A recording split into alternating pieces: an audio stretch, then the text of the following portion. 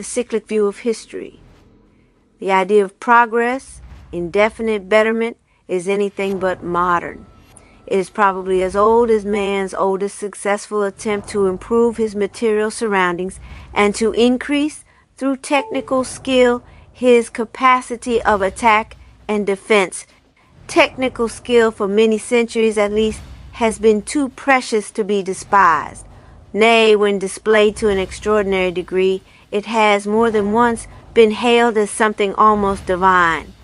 Wondrous legends have always been woven, for instance, round such men as were said to have, by some means, been able to raise themselves physically above the earth, be it Atena of Erish, who soared to heaven borne upon eagle's wings, or the famous Icarus, unfortunate forerunner of our modern airmen, or Manco Copac's brother Alka, said to have been gifted with natural wings which finally fared hardly better than Icarus's artificial ones. But apart from such incredible feats of a handful of individuals, the ancients as a whole distinguished themselves in many material achievements. They could boast of the irrigation system in Sumeria, of the construction of pyramids revealing, both in Egypt and centuries later in Central America, an amazing knowledge of astronomical data, of the bathrooms and drains in the palace of Knossos, of the invention of the war chariot after that of the bow and arrow, and of the sand clock after that of the sundial, enough to make them dizzy with conceit and overconfident in the destiny of their respective civilizations. Yet, although they fully recognized the value of their own work in the practical field, and surely very soon conceived the possibility, and perhaps acquired the certitude of indefinite technical progress, they never believed in progress as a whole, in progress on all lines, as most of our contemporaries seem to do. From all evidence, they faithfully clung to the traditional idea of cyclic evolution and had, in addition to that, the good sense to admit that they lived in spite of all their achievements in anything but the beginning of the long-drawn downward process constituting their own particular cycle and ours. Whether Hindus or Greeks, Egyptians or Japanese, Chinese, Sumerians or ancient Americans, or even Romans, the most modern amongst people of antiquity, they all placed the golden age, the age of truth, one the rule of Kronos or of Ra or of any other gods on earth, the glorious beginning of the slow, downward unfurling of history, whatever name it be given, far behind them in the past. And they believed that the return of a similar age, foretold in their respective sacred texts and oral traditions, depends not upon man's conscious effort, but upon iron laws inherent to the very nature of visible and tangible manifestation and all-pervading upon cosmic laws. They believe that man's conscious effort is but an expression of those laws at work, leading the world, willingly or unwillingly, wherever its destiny lies. In one word, that the history of man, as the history of the rest of the living, is but a detail in cosmic history without beginning nor end, a periodical outcome of the inner necessity that binds all phenomena in time. And just as the ancients could accept that vision of the world's evolution while still taking full advantage of all technical progress within their reach, so can and so do to this day thousands of men brought up within the pale of age-old culture centered around the self-same traditional views, and also in the very midst of the over-proud industrial cultures, a few stray individuals able to think for themselves. They contemplate the history of mankind in a similar perspective, while living, apparently as modern men and women, using electric fans and electric irons, telephones and trains and aeroplanes when they can afford it. They nourish in their hearts a deep contempt for the childish conceit and bloated hopes of our age, and for the various recipes for saving mankind which zealous philosophers and politicians thrust into circulation.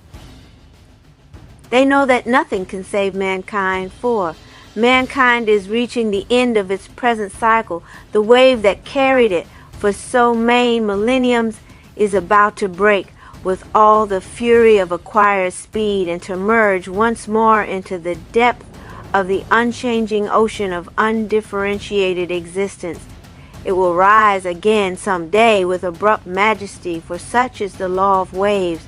But in the meantime, nothing can be done to stop it. The unfortunate, the fools, are those men who, for some reason best known to themselves, probably on account of their exaggerated estimation of what is to be lost in the process, would like to stop it. The privileged ones, or wise, are those few who, being fully aware of the increasing worthlessness of present-day mankind and of its much applauded progress, know how little there is to be lost in the coming crash, and look forward to it with joyous expectation as to the necessary condition of a new beginning, a new golden age, sunlit crest of the next long-drawn downward wave upon the surface of the endless ocean of life. To those privileged ones, amongst whom we count ourselves, the whole succession of current events appears in an entirely different perspective from that either of the desperate believers in progress or of those people who, though accepting the cyclic view of history and therefore considering the coming crash as unavoidable, feel sorry to see the civilization in which they live rush towards its doom. To us, the high resounding isms to which our contemporaries ask us to give our allegiance now are all equally futile, bound to be betrayed, defeated, and finally rejected by men at large, if containing anything really noble, bound to enjoy, for the time being, some sort of noisy success, if sufficiently vulgar, pretentious, and soul-killing. To appeal to the growing number of mechanically conditioned slaves that crawl about our planet, posing as free men, all destined to prove ultimately of no avail. The time-honored religions, rapidly growing out of fashion as present-day isms become more and more popular, are no less futile, if not more frameworks of organized superstition void of all true feeling of the divine, or, among more sophisticated people, mere conventional aspects of social life, or systems of ethics, and of very elementary ethics at that, seasoned with a sprinkling of outdated rites and symbols of which hardly anybody bothers to seek the original meaning, devices in the hands of clever men in power to lull the simpletons into permanent obedience, convenient names round which it might be easy to rally converging national aspirations or political tendencies, or just the last resort of weaklings and cranks. That is practically all they are, all they have been reduced to in the course of a few centuries, the lot of them. They are dead, in fact, as dead as the old cults that flourished before them, with the difference that those cults have long ceased exhaling the stench of death, while they, the so-called living ones, are still at the stage at which death is inseparable from corruption. None, neither Christianity nor Islam nor even Buddhism, can be expected now to save anything of that world they once partly conquered. None have any normal place in modern life, which is essentially devoid of all awareness of the eternal. There are no activities in modern life which are not futile, save perhaps those that aim at satisfying one's body's hunger, growing rice, growing wheat, gathering chestnuts from the woods or potatoes from one's garden. And the one and only sensible policy can but be to let things take their course and to await the coming destroyer, destined to clear the ground for the building of a new age of truth, the one whom the Hindus name Kalki, and hail and last incarnation of Vishnu, the destroyer whose advent is the condition of the preservation of life according to life's everlasting laws. We know all this will sound utter folly to those, more and more numerous, who, despite the untold horrors of our age, remain convinced that humanity is progressing. It will appear as cynicism even to many of those who accept our belief in cyclic evolution, which is the universal traditional belief expressed in poetic form in all the sacred texts of the world, including the Bible.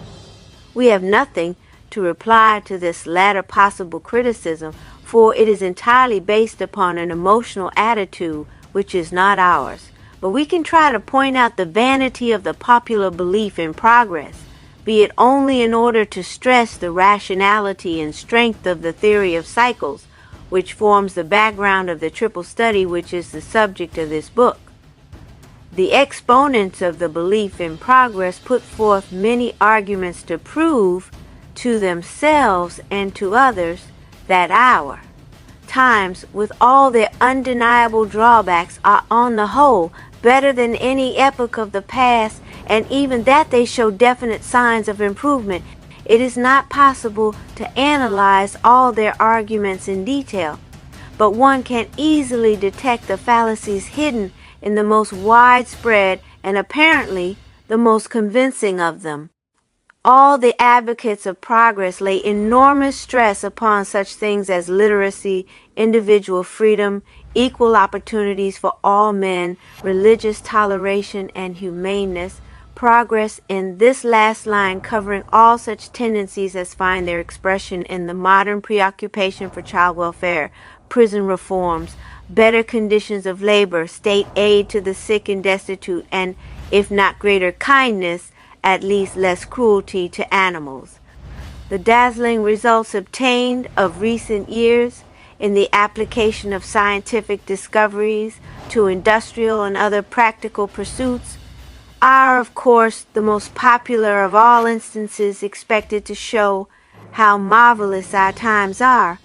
But that point we shall not discuss, as we have already made it clear that we by no means deny or minimize the importance of technical progress. What we do deny is the existence of any progress at all in the value of man as such, whether individually or collectively, and our reflections on universal literacy and other highly praised signs of improvement in which our contemporaries take pride all spring from that one point of view. We believe that man's value, as every creature's value, ultimately lies not in the mere intellect, but in the spirit, in the capacity to reflect that which, for lack of a more precise word, we choose to call the divine. That is that which is true and beautiful beyond all manifestation, that which remains timeless and therefore unchangeable within all changes. We believe it with the difference that in our eyes, contrarily to what the Christians maintain, that capacity to reflect the divine is closely linked with man's race and physical health. In other words, that the spirit is anything but independent from the body. And we fail to see that the different improvements that we witness today in education or in the social field, in government, or even in technical matters have either made individual men and women more valuable in that sense, or created any new lasting type of civilization in which man's possibilities of all-round perfection thus conceive our being promoted. The Hindus seem to be today the sole people who by tradition share our views, and they have in course of time failed to maintain the divine order, the rule of the natural ruling caste. And we, the only people in the West who have tried to restore it in modern times, have been materially ruined by the agents of those forces of false equality that the modern world calls forces of progress. Progress? It is true that today, at least in all highly organized, typically modern countries, nearly everybody can read and write. But what of that? To be able to read and write is an advantage, and a considerable one.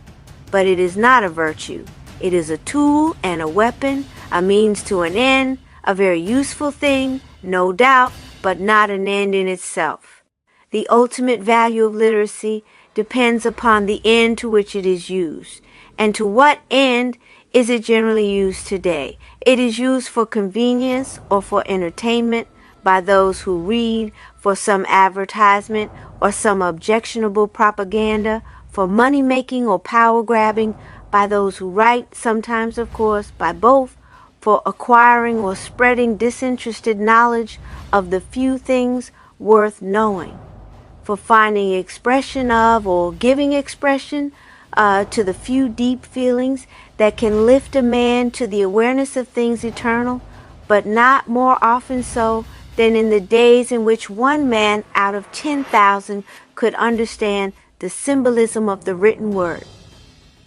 Generally, today, the man or woman whom compulsory education has made literate uses writing to communicate personal matters to absent friends and relatives, to fill forms, one of the international occupations of modern civilized humanity, or to commit to memory little useful, but otherwise trifling things such as someone's address or telephone number, or the date of some appointment with the hairdresser or the dentist, or the list of clean clothes due from the laundry. He or she reads to pass time because outside the hours of dreary work, mere thinking is no longer intense and interesting enough to serve that purpose.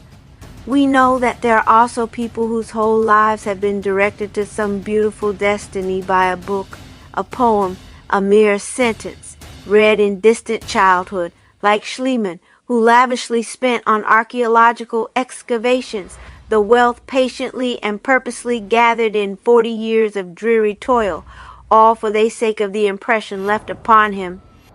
as a boy by the immortal story of Troy. But such people always lived, even before compulsory education came into fashion, and the stories heard and remembered were no less inspiring than stories now read. The real advantage of general literacy, if any, is to be sought elsewhere. It lies not in the better quality either of the exceptional men and women or of the literate millions, but rather in the fact that the latter are rapidly becoming intellectually more lazy, and therefore more credulous than ever, and not less so, more easily deceived, more liable to be led like sheep without even the shadow of a protest, provided the nonsense one wishes them to swallow be presented to them in printed form and made to appear scientific. The higher the general level of literacy, the easier it is for a government in control of the daily press, of the wireless, and of the publishing business, these almost irresistible modern means of action upon the mind, to keep the masses and the intelligentsia under its thumb without them even suspecting it. Among widely illiterate but more actively thinking people, openly governed in the old autocratic manner, a prophet, direct mouthpiece of the gods or of genuine collective aspirations, could always hope to rise between secular authority and the people. The priests themselves could never be quite sure of keeping the people in obedience forever. The people could choose to listen to the prophet if they liked. And they did sometimes. Today, wherever universal literacy is prevalent, inspired exponents of timeless truth, prophets, or even selfless advocates of timely practical changes have less and less chances to appear. Sincere thought, real free thought, ready in the name of superhuman authority or of humble common sense to question the basis of what is officially taught and generally accepted, is less and less likely to thrive. It is, we repeat, by far easier to enslave a literate people than an illiterate one, strange as this may seem at first sight, and the enslavement is more likely to be lasting. The real advantage of universal literacy is to tighten the grip of the governing power upon the foolish and conceited millions. That is probably why it is dinned into our heads, from babyhood onwards, that literacy is such a boon. Capacity to think for oneself is, however, the real boon, and that always was and always will be the privilege of a minority once recognized as a natural elite and respected. Today, compulsory mass education and an increasingly standardized literature for the consumption of conditioned brains, outstanding signs of progress, tend to reduce that minority to the smallest possible proportions, ultimately to suppress it altogether. Is that what mankind wants? If so, mankind is losing its raison d'etre, and the sooner the end of this so-called civilization, the better. What we have said of literacy can roughly be repeated about those two other main glories of modern democracy: individual freedom and equality of opportunities for every person. The first is a lie, and a more and more sinister one, as the shackles of compulsory education are being more and more hopelessly fastened round people's whole being. The second is an absurdity. One of the funniest inconsistencies of the average citizen of the modern industrialized world is the way in which he criticizes all institutions of older and better civilizations, such as the caste system of the Hindus or the all-absorbing family cult of the Far East, on the ground that these tend to check the liberty of the individual. He does not realize how exacting, nay, how annihilating, is the command of the collective authority which he obeys half the time unknowingly, compared with that of traditional collective authority in apparently less free societies. The caste-ridden or family-ridden people of India or of the Far East might not be allowed to do all that they like in many relatively trifling and in a few really all-important matters of daily life.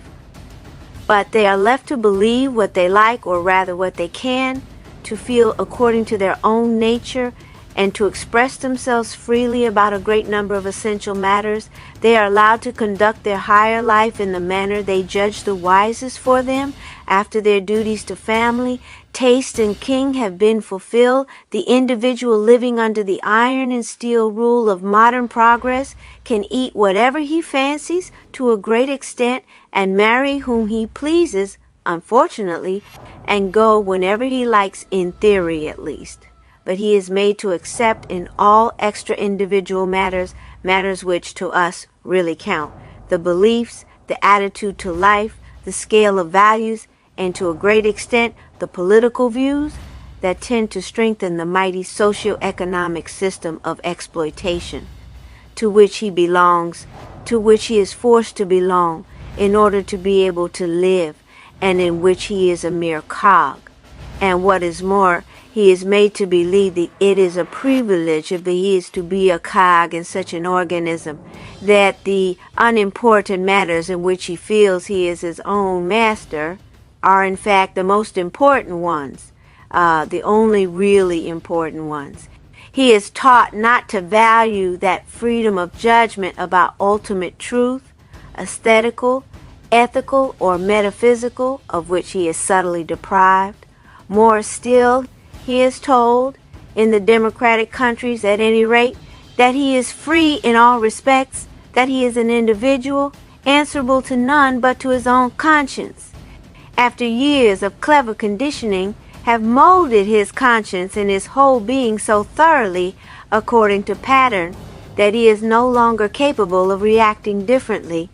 well can such a man speak of pressure upon the individual in any society, ancient or modern. One can realize to what an extent men's minds have been curved both by deliberate and by unconscious conditioning in the world in which we live today, when one encounters people who have never come under the influence of industrial civilization, or when one happens oneself to be lucky enough to have defied from childhood onwards the pernicious pressure of standardized education, and to have remained free amidst the crowd of those who react as they were taught to in all fundamental matters. The cleavage between the thinking and the unthinking, the free and the slaves, is appalling. As for equality of opportunities, there can be no such thing anyhow, really speaking. By producing men and women different, both in degree and in quality of intelligence, sensitiveness, and willpower, different in character and temperament, nature herself gives them the most unequal opportunities of fulfilling their aspirations, whatever these might be. An over-emotional and rather weak person can, for instance, neither conceive the same ideal of happiness nor have equal chances of reaching it in life as one who is born with a more balanced nature and a stronger will. That is obvious. And add to that the characteristics that differentiate one race of men from another, and the absurdity of the very notion of human equality becomes even more striking. What our contemporaries mean when they speak of equality of opportunities is the fact that in modern society, so they say, any man or woman stands more and more as many chances as his or her neighbor of holding the position and doing the job for which he or she is naturally fitted. But that too is only partly true. For more and more the world of today, the world dominated by grand-scale industry and mass production, can offer only jobs in which the best of the worker's self plays little or no part if he or she be anything more than a merely clever and materially efficient person. The hereditary craftsman who could find the best expression for what is conveniently called his soul in his daily weaving, carpet making, enamel work, etc., even the tiller of the soil in personal contact with Mother Earth and the sun and the seasons is becoming more and more a figure of the past. There are less and less opportunities also for the sincere seeker of truth, speaker or writer, who refuses to become the expounder of broadly accepted ideas, products of mass conditioning for which he or she does not stand, for the seeker of beauty who refuses to bend his or her art to the demands of popular taste which he or she knows to be bad taste. Such people have to waste much of their time doing inefficiently and grudgingly some job for which they are not fitted in order to live before they can devote the rest of it to what the Hindus would call their sadhana, the work for which their deeper nature has appointed them, their life's dedication. The idea of modern division of labor, condensed in the oft-quoted sentence, the right man in the right place, boils down in practice to the fact that any man, any one of the dull, indiscriminate millions, can be conditioned to occupy any place, while the best of human beings, the only ones who still justify the existence of the more and more degenerate species, are allowed no place at all. Progress remain the religious toleration of our times and their humaneness compared with the barbarity of the past. Two jokes, to say the least, recalling some of the most spectacular horrors of history, the burning of heretics and witches at the stake, the wholesale massacre of heathens, and other no less repulsive manifestations of Christian civilization in Europe conquered. America, Goa, and elsewhere, modern man is filled with pride in the progress accomplished, in one line at least, since the end of the dark ages of religious fanaticism. However bad they be, our contemporaries have at any rate grown out of the habit of torturing people for such trifles as their conception of the Holy Trinity or their ideas about predestination and purgatory. Such is modern man's feeling because theological questions have lost all importance in his life. But in the days when Christian churches persecuted one another and encouraged the conversion of heathen nations by means of blood and fire, both the persecutors and the persecuted, both the Christians and those who wished to remain faithful to non-Christian creeds, looked upon such questions as vital in one way or another.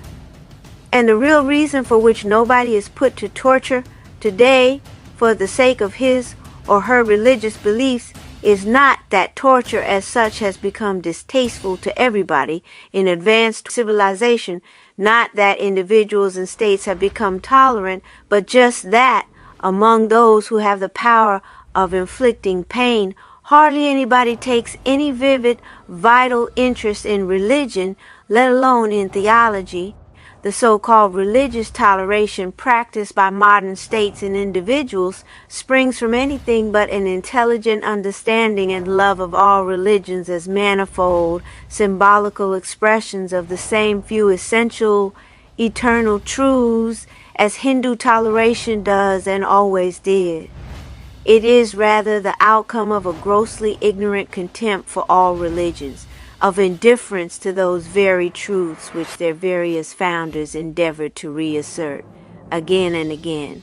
It is no toleration at all to judge how far our contemporaries have or not the right to boast of their spirit of toleration. The best is to watch their behavior towards those whom they decidedly look upon as the enemies of their gods, the men who happen to be holding views contrary to theirs concerning not some theological quibble in which they are not interested, but some political or socio-political ideology which they regard as a threat to civilization, or as the only creed through which civilization can be saved. Nobody can deny that in all such circumstances, and especially in wartime, they all perform to the extent they have the power, or condone to the extent they have not themselves the opportunity of performing actions in every respect as ugly as those ordered, performed, or tolerated in the past in the name of different religions, if indeed the latter ugly be. The only difference is, perhaps, that modern cold-blooded atrocities only become known when the hidden powers in control of the means of herd conditioning of the press, the wireless, and the cinema decide for ends anything but humanitarian that they should be. That is, when they happen to be the enemy's atrocities, not one's own, nor those of one's gallant allies, and when their story is therefore considered to be good propaganda on account of the current of indignation it is expected to create and of the new incentive it is expected to give the war effort. Moreover, after a war fought or supposed to have been fought for an ideology, the modern equivalent of the bitter religious conflicts of old, the horrors, rightly or wrongly, said to have been perpetrated by the vanquished, are the only ones to be broadcasted all over the world, while the victors try as hard as they can to make believe that their high command at least never shut its eyes to any similar horrors. But in 16th century Europe and before, and among the warriors of Islam, conducting jihad against men of other faiths, each side was well aware of the atrocious means used, not only by its opponents for their foul ends, but by its own people and its own leaders in order to uproot heresy, or to fight popery, or to preach the name of Allah to infidels. Modern man is more of a moral coward. He wants the advantages of violent intolerance, which is only natural, but he shuns the responsibility of it. Progress, that also. The so-called humaneness of our contemporaries, compared with their forefathers, is just lack of nerve or lack of strong feelings, increasing cowardice or increasing apathy.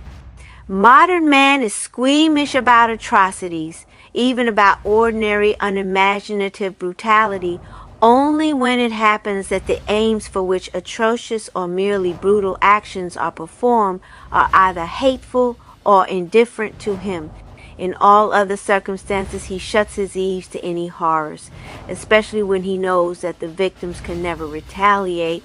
as it is the case with all atrocities committed by man upon animals for whatever purpose it be, and he demands at the most not to be reminded of them too often and too noisily. He reacts as though he classified atrocities under two headlines, the unavoidable and the avoidable. The unavoidable are those that serve or are supposed to serve modern man's purpose, generally the good of humanity or the triumph of democracy. They are tolerated, nay, justified. The avoidable are those which are occasionally committed or said to be committed by people whose purpose is alien to his. They alone are condemned, and their real or supposed authors or inspirers branded by public opinion as criminals against humanity, which are anyhow the alleged signs of that wonderful humaneness of modern man, according to those who believe in progress. We no longer have today, they say, the horrid executions of former times. Traitors are no longer hung, drawn, and quartered, as was the custom in glorious 16th century England. Anything approaching in ghastliness the torture and execution of Francois Damiens upon the central square of Paris before thousands of people purposely come to see it on the May 28, 1757 would be unthinkable in modern France. Modern man also no longer upholds slavery, nor does he, in theory at least, justify the exploitation of the masses under any form, and his wars, even his wars, monstrous as they may seem with their elaborate apparatus of costly demoniacal machinery, are beginning to admit within their code, so one says, some amount of humanity and justice. Modern man is horrified at the mere thought of the wartime habits of ancient peoples, at the sacrifice of 12 young Trojans to the shade of the Greek hero Patroclus, not to speak of the far less ancient but far more atrocious sacrifices of prisoners of war to the Aztec war god Huitzilopochtli. But the Aztecs, though relatively modern, were not Christians, nor, as far as we know, believers in all-round progress. Finally, one says, modern man is kinder or less cruel to animals than his forefathers were. Alone, an enormous amount of prejudice in favor of our times can enable one to be taken in by such fallacies. Surely modern man does not uphold slavery. He denounces it vehemently, but he practices it nevertheless, and on a wider scale than ever, and far more thoroughly than the ancients ever could, whether in the capitalistic West or in the tropics, or from what one hears outside its impenetrable walls, even in the one state supposed to be today the workers' paradise. There are differences, of course. In antiquity, even the slave had hours of leisure and merriment that were all his own. He had his games of dice in the shade of the columns of his master's portico, his coarse jokes, his free chatter, his free life outside his daily routine. The modern slave has not the privilege of loitering, completely carefree, for half an hour. His so-called leisure itself is either filled with almost compulsory entertainment, as exacting and often as dreary as his work, or in lands of freedom poisoned by economic worries. But he is not openly bought and sold. He is just taken, and taken not by a man in some way at least superior to himself, but by a huge impersonal system without either a body to kick or a soul to damn or a head to answer for its mischief. And similarly, old horrors have no doubt disappeared from the records of so-called civilized mankind regarding both justice and war, but new and worse ones, unknown to barbaric ages, have crept up in their place. One single instance is ghastly enough to suffice. The long-drawn trial, not of criminals, not of traitors, nor regicides, nor wizards, but of the finest leading characters of Europe, their iniquitous condemnation after months and months of every kind of humiliation and systematical moral torture, their final hanging in the slowest and cruelest possible manner, that whole sinister farce, staged at Nuremberg in 1945 to 1946 by a pack of victorious cowards and hypocrites, is immeasurably more disgusting than all the post-war human sacrifices of the past rolled in one, including those performed according to the well-known Mexican ritual. For there, at least, however painful might have been the traditional process of killing, the victims were frankly done to death for the delight of the tribal god of the victors and of the victors themselves, without any macabre mock pretense of justice, and they were, moreover, taken from all ranks of captured warriors, not malignantly selected from the elite of their people only, nor did the elite of the vanquished people represent, in most cases, as it actually did in the shameful trial of our progressive times, the very elite of their continent. As for such unthinkable atrocities as took place in France and in Spain and many other countries from the Middle Ages onwards, one would find quite a number of episodes of the recent Spanish Civil War, not to mention the no less impressive record of horrors performed still more recently by the heroes of the French Resistance during the Second World War, to match them, and more often than not, to outdo them. And, curiously enough, although they say they hate such things, a considerable number of men and women of today while lacking the guts to commit horrible actions personally, seem to be just as keen as ever on watching them being performed, or at least on thinking of them and gloating over them and enjoying them vicariously, if denied the morbid pleasure of watching. Such are the people who, in modern England, gather before the prison gates whenever a man is to be hanged, expecting goodness knows what unhealthy excitement from the mere fact of reading the announcement that justice has been done. People who, if only given an opportunity, would run to see a public execution, nay, a public burning of witches or heretics, no doubt as speedily as their forefathers once did. Such are also millions of folk, hitherto civilized and apparently kind, who reveal themselves in their proper light no sooner a war breaks out.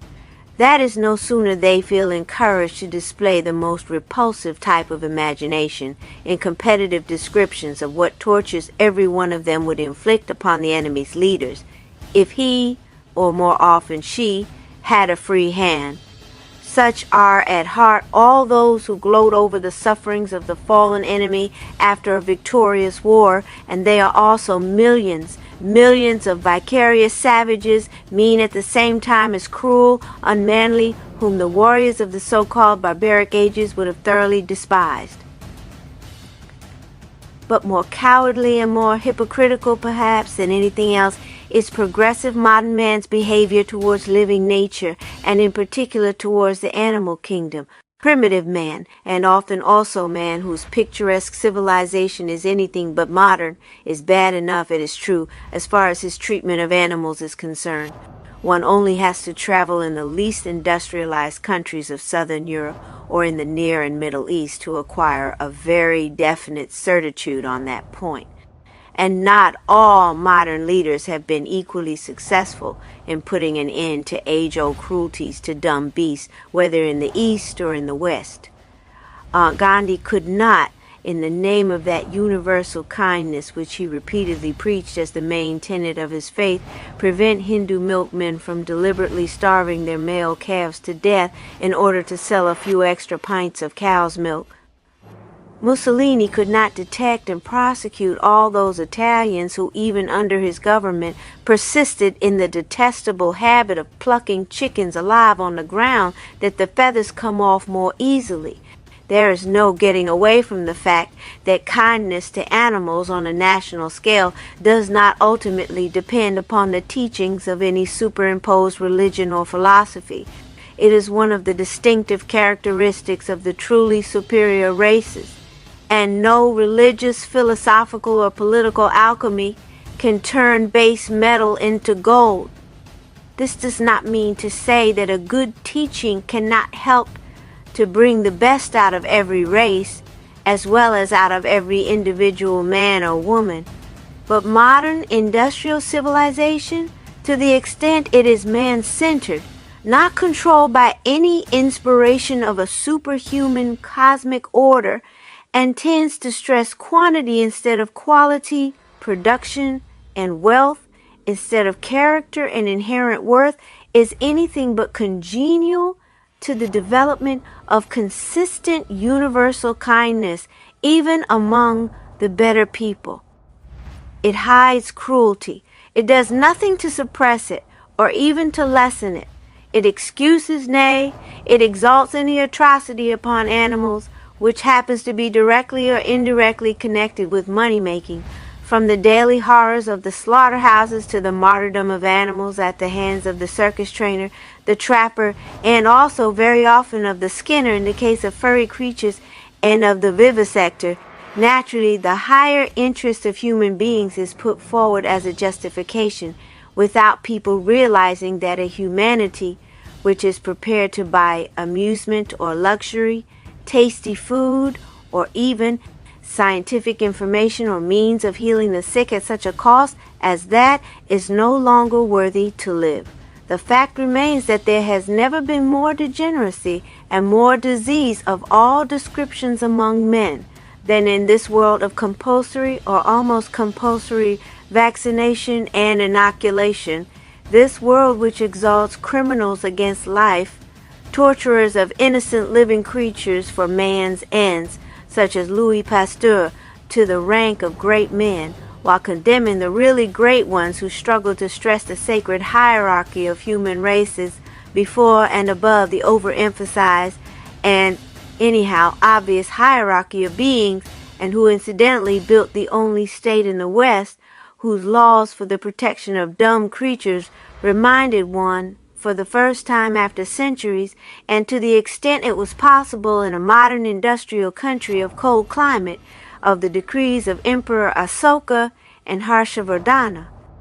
Such a world may well boast of its tender care for prize dogs and cats, and for pet animals in general, while trying to forget and to make better civilizations forget the hideous fact of 1 million creatures vivisected yearly in Great Britain alone. It cannot make us overlook its hidden horrors and convince us of its progress in kindness to animals any more than of its increasing kindness to people irrespectively of their creed. We refuse to see in it anything else but the darkest living evidence of that which the Hindus have characterized from time immemorial as Kali Yuga, the Dark Age, the era of gloom, the last and fortunately the shortest subdivision of the present cycle of history. There is no hope of putting things right in such an age. It is essentially the age so forcefully though laconically described in the Book of Books, the Bhagavad Gita, as that in which out of the corruption of women proceeds the confusion of caste, out of the confusion of caste the lost memory, out of loss of memory the lack of understanding, and out of this all evils, the age in which falsehood is termed truth, and truth persecuted as falsehood or mocked as insanity, in which the exponents of truth, the divinely inspired leaders, the real friends of their race, and of all the living, the godlike men, are defeated, and their followers humbled, and their memory slandered, while the masters of lies are hailed as saviors, the age in which every man and woman is in the wrong place, and the world dominated by inferior individuals, bastardized races, and vicious doctrines, all part and parcel of an order of inherent ugliness far worse than complete anarchy. This is the age in which our triumphant Democrats and our communists boast of slow but steady progress through science and education. Thanks very much for such progress.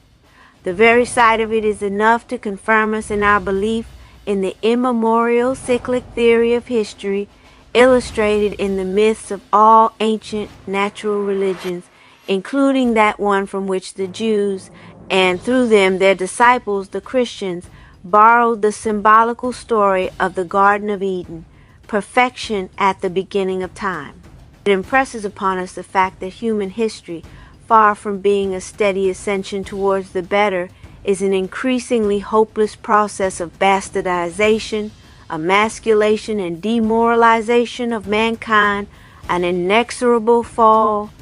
It rouses in us the yearning to see the end, the final crash that will push into oblivion both those worthless isms that are the product of the decay of thought and of character, and the no less worthless religions of equality which have slowly prepared the ground for them, the coming of Kalki, the divine destroyer of evil, the dawn of a new cycle opening, as all time cycles ever did, with golden age. Never mind how bloody the final crash may be. Never mind what old treasures may perish forever in the redeeming conflagration. The sooner it comes, the better. We are waiting for it, and for the following glory, confident in the divinely established cyclic law that governs all manifestations of existence in time, the law of eternal return. We are waiting for, and for the subsequent triumph of the truth persecuted today, for the triumph under whatever name of the only faith in harmony with the everlasting laws of being, of the only modernism which is anything but modern, being just the latest expression of principles as old as the sun, the triumph of all those men who, throughout the centuries and today, have never lost the vision of the everlasting order, decreed by the Son, and who have fought in a selfless spirit to impress that vision upon others. We are waiting for the glorious restoration, this time on a worldwide scale, of the new order, projection in time in the next as in every recurring golden age of the everlasting order of the cosmos. It is the only thing worth living for and dying for if given that privilege, time and violence. From the few facts that I have recalled in the preceding chapter, it is pretty clear that there are no cruelties in ancient history, no Assyrian horrors, no Carthaginian horrors, no old Chinese horrors, which the inventiveness of our contemporaries of East and West, aided by perfected technique, has not outdone. But cruelty, the violence of cowards, is merely one expression of violence among many, though admittedly the most repulsive one, aided and encouraged by more and more staggering scientific achievements, which can be put to use for any purpose. Man has, throughout history, become more and more violent, and not less and less so as people fed on pacifist propaganda are often inclined to think. And which is more, it could not have been otherwise, and it cannot be otherwise at any period of the future, until the violent and complete destruction of that which we call today civilization opens for the world a new age of truth, a new golden age. Until then, violence, under one form or another, is unavoidable. It is the very law of life in a fallen world. The choice given us is not between violence and nonviolence, but between open, unashamed violence in broad daylight and sneaking, subtle violence, blackmail, between open violence and inconspicuous, slow yet implacable persecution, both economic and cultural, the systematic suppression of all possibilities for the vanquished without it showing, the merciless conditioning of children, all the more horrible that it is more impersonal, more indirect, more outwardly gentle, the clever diffusion of soul-killing lies and half-lies, violence under the cover of non-violence. The choice is also between selfless ruthlessness put to the service of the very cause of truth, violence without cruelty, applied in view of bringing about upon this earth an order based on everlasting principles that transcend man, violence in view of creating or maintaining a human state in harmony with life's highest purpose, and violence applied to selfish ends.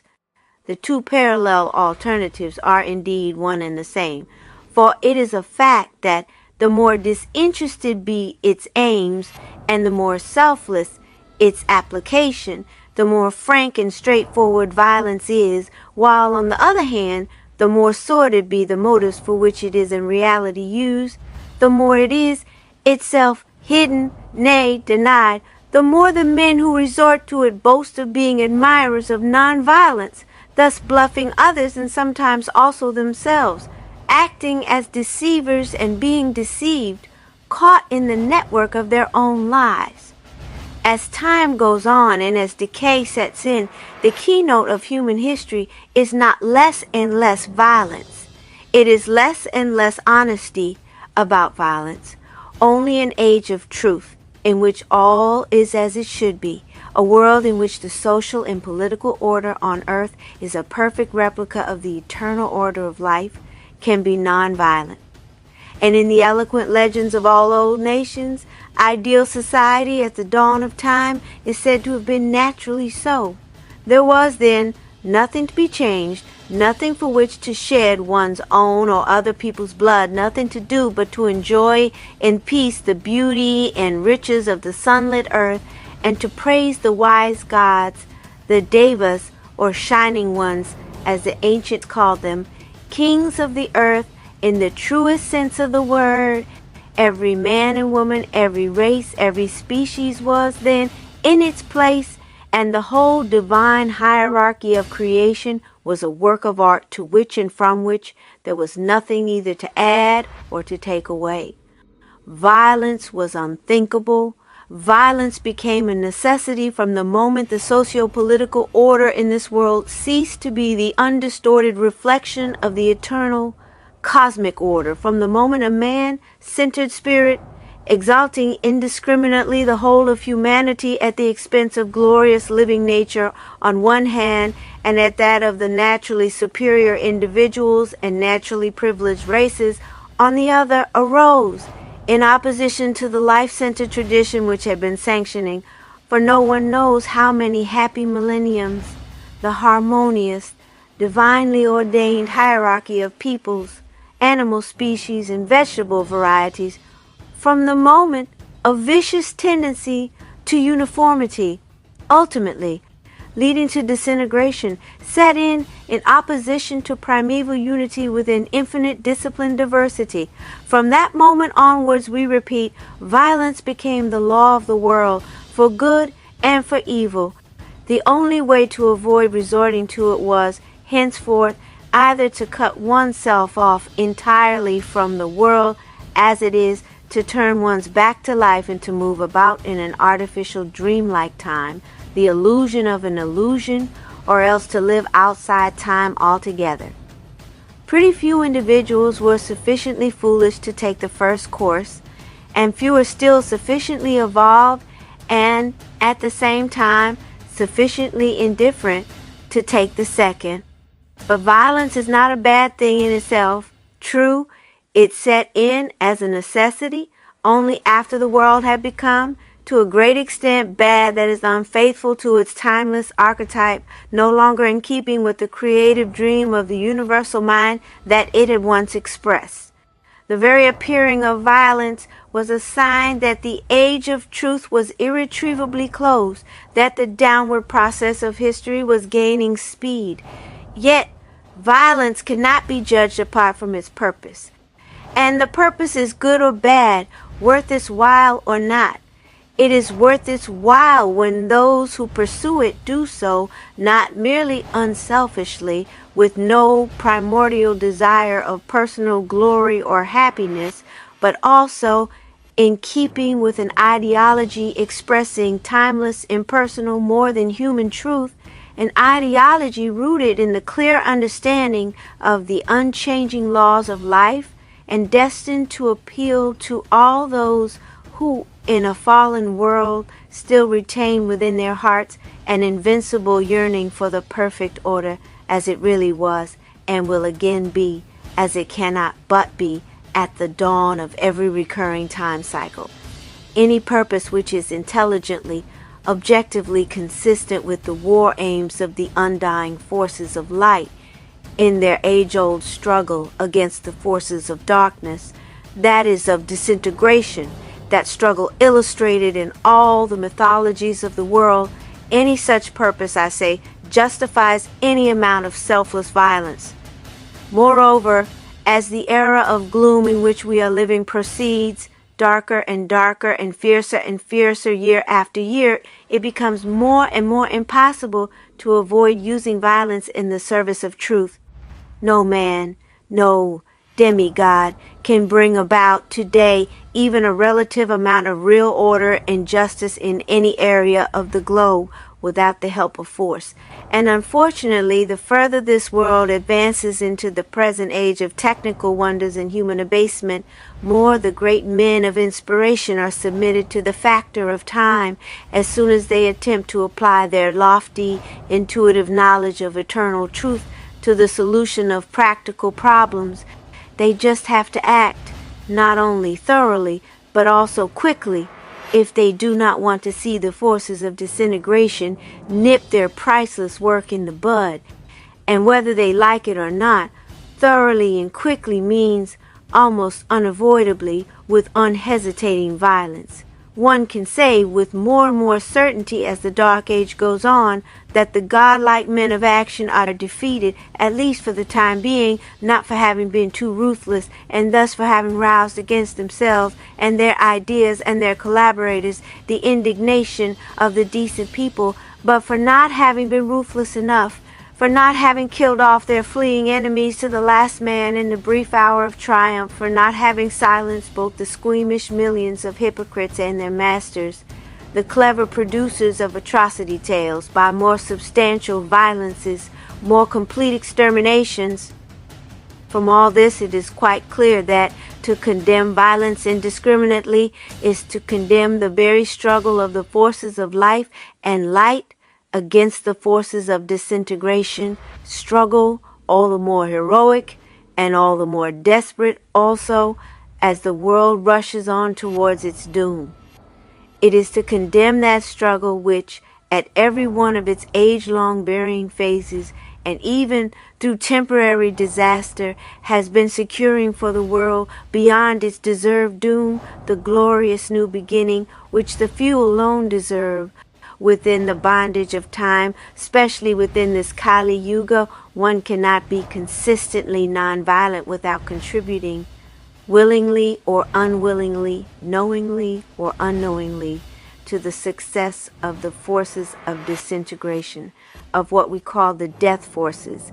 As for that violence which is used to forward the war aims of the death forces, it is and has always been twofold, directed on one hand against life itself, first against the whole of innocent living nature, then against the vital interests of higher mankind in the name of the common plan, and on the other against those particular men who, more and more conscious of the tragic realities of a darkening age, put up a stand in favor of the recognition of life's eternal values and of the restoration of order upon its true eternal basis, in the attempt to bring about the triumph of the worthless and the slow but steady disintegration of culture. In fact, less and less violence is needed. The world evolves naturally towards disintegration with accelerated speed. It might have been once necessary to push it on along the slippery path. It has no longer been so for centuries. It rolls on to its own doom without help. In that direction, therefore, the champions of disintegration enjoy an easy task. They only have to follow and flatter the vicious tendencies of the increasingly despicable majority of men to become the world's darlings. But in their war against the few but more aware and practical exponents of the higher values, they are and are bound to be more and more violent, nay, more and more relentlessly cruel. Their hatred grows as history unfolds, as though they knew, as though they felt, with the sharpness of physical perception, that every one of their victories, however spectacular it be, brings them nearer the final redeeming crash in which they are bound to perish. As shown as the history of darkest Europe and of proud, unfortunate Japan would show today, if only its hidden horrors were revealed, nothing surpasses in violence the persecution of the world's best men and women by the agents of the death forces during the last period of the era of gloom. Like the children of light, these too, though for contrary reasons, act under the inexorable pressure of time, try to stamp out the undying divine ideology, to crush as many of its votaries as they can before they are themselves ground to dust in a fratricidal war of demons against demons. They are in a hurry, not as the heroic elite, out of generous impatience, not out of any longing to see the age of truth reestablished before its time, but out of feverish lust, out of the will to snatch from the world for themselves all the material advantages and all the satisfactions of vanity they possibly can before it is too late. And as time goes on, their hurry amounts to frenzy. The one obstacle that stands in their way and still defies them, that will always defy them till the end, is precisely that proud elite that disaster cannot discourage, that torture cannot break, that money cannot buy. Whether consciously or unconsciously, whether they be themselves thoroughly wicked or just blind, through congenital stupidity, the workers of disintegration wage war upon the men of gold and steel with unabated hellish fury. But theirs is not the frank, unashamed violence of the inspired idealists striving to bring forth speedily a lofty socio-political order too good for the unworthy world of their times. It is a sneaking, creeping, cowardly sort of violence, all the more effective that it is outwardly more emphatically denied, both by the scoundrels who apply it or condone it, and by the well-meaning fools who actually believe that it does not exist. It is prompted by such feelings as one cannot possibly exhibit, even in a degenerate world, without running the risk of defeating one's own purpose by bare hatred rooted in envy, the hatred of worthless weaklings for the strong for no other reason that they are strong, the hatred of ugly souls for the noble, the magnanimous, the selfless, the real aristocracy of the world, the hatred of the unhappy, and even more so of the bored, of those who have only their pockets to live for and nothing at all to die for those who live and are ready to die for eternal values. Such is more and more the widespread violence of our times, less and less recognized in its subtle disguise, even by the people who actually suffer through it. The ancients knew better than our contemporaries who were their friends and who were their enemies. And this is natural. In a world rushing to its doom, there is bound to be increasing ignorance. Ignorance precisely of those things one should know the best in order to survive. The ancients suffered and knew whom to curse. Modern men and women, as a rule, do not know, do not really care to know, are too lazy, too exhausted, too near the end of their world to take the trouble to inquire seriously. And clever rascals, themselves the authors of all the mischief, incite them to throw the blame of it upon the only people whose unfailing wisdom and selfless love could have saved them, had they but wanted to be saved, upon that hated elite that stands against the current of time with the vision of the glorious new beginning beyond the doom of the present-day world clear and bright before its eyes. The whole amount of nonsense written and spoken since the end of the Second World War in the newspapers and from the radio stations controlled by the powers about the sufferings of the European people is the latest glaring instance of this broad-scale systematic lying, more and more common as the forces of disintegration become, with time, both more successful and snore-sneaking. Europe lies in ruins, the consequence of 6 years of inhuman bombing. The United Nations did the bombing in order to stamp out National Socialism, the only thing that could have restored order and sanity in Europe if absolute selflessness coupled with genius were able to turn the tide of time in a doomed world. And now the people are told that National Socialism is responsible for all the evils that bombing has occasioned, and that its inspired founder is the greatest selfish megalomaniac who ever trod this earth. Some people believe it, even in Germany, or were prepared to believe it in 1945 before they got a taste of the substitute which the democracies offered them in the place of the much criticized regime. Most people believe it in the rest of Europe, the cunning rogues, utterly dishonest about violence, who set the tune to this propaganda, have an easy task. They work in the sense of time for disorder, leading to disintegration, for the destruction of all that is still strong and valuable in present-day humanity, of all that is destined to survive in spite of all their coming destruction. And they exploit the very characteristics of a decaying epoch, the hatred of all obvious discipline and of all visible and tangible and responsible leadership, allied to increasing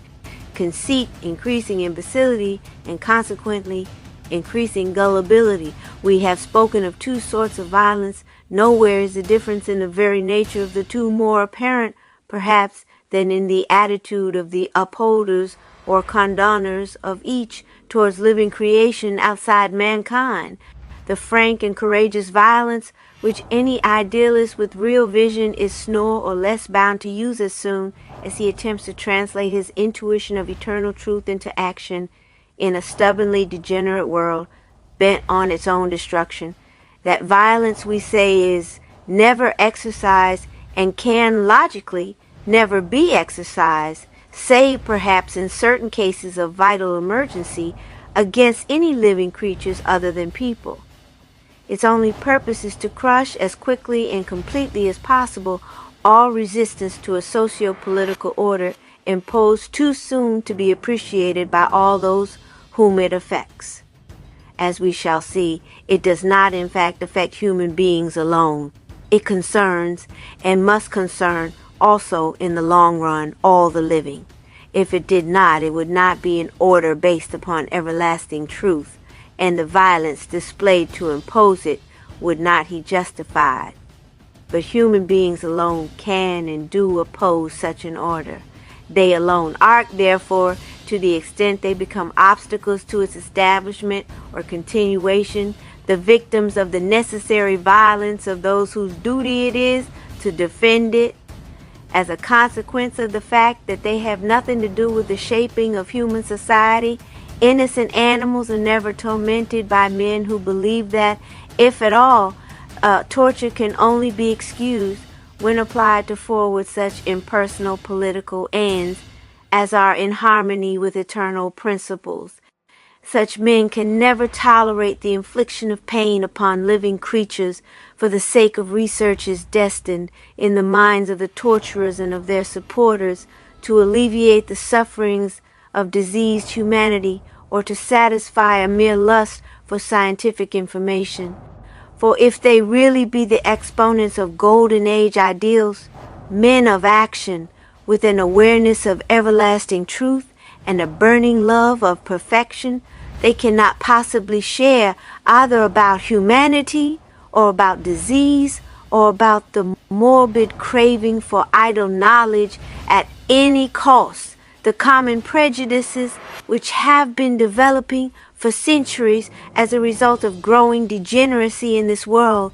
They cannot possibly believe that every human life, however debased, is necessarily worth saving, and they must believe that the best way to stamp out disease is not so much to find out new treatments as to teach men and women to live healthier lives, and before all, to strengthen them through a systematical, rational policy applied in the first place to the basic art of breeding.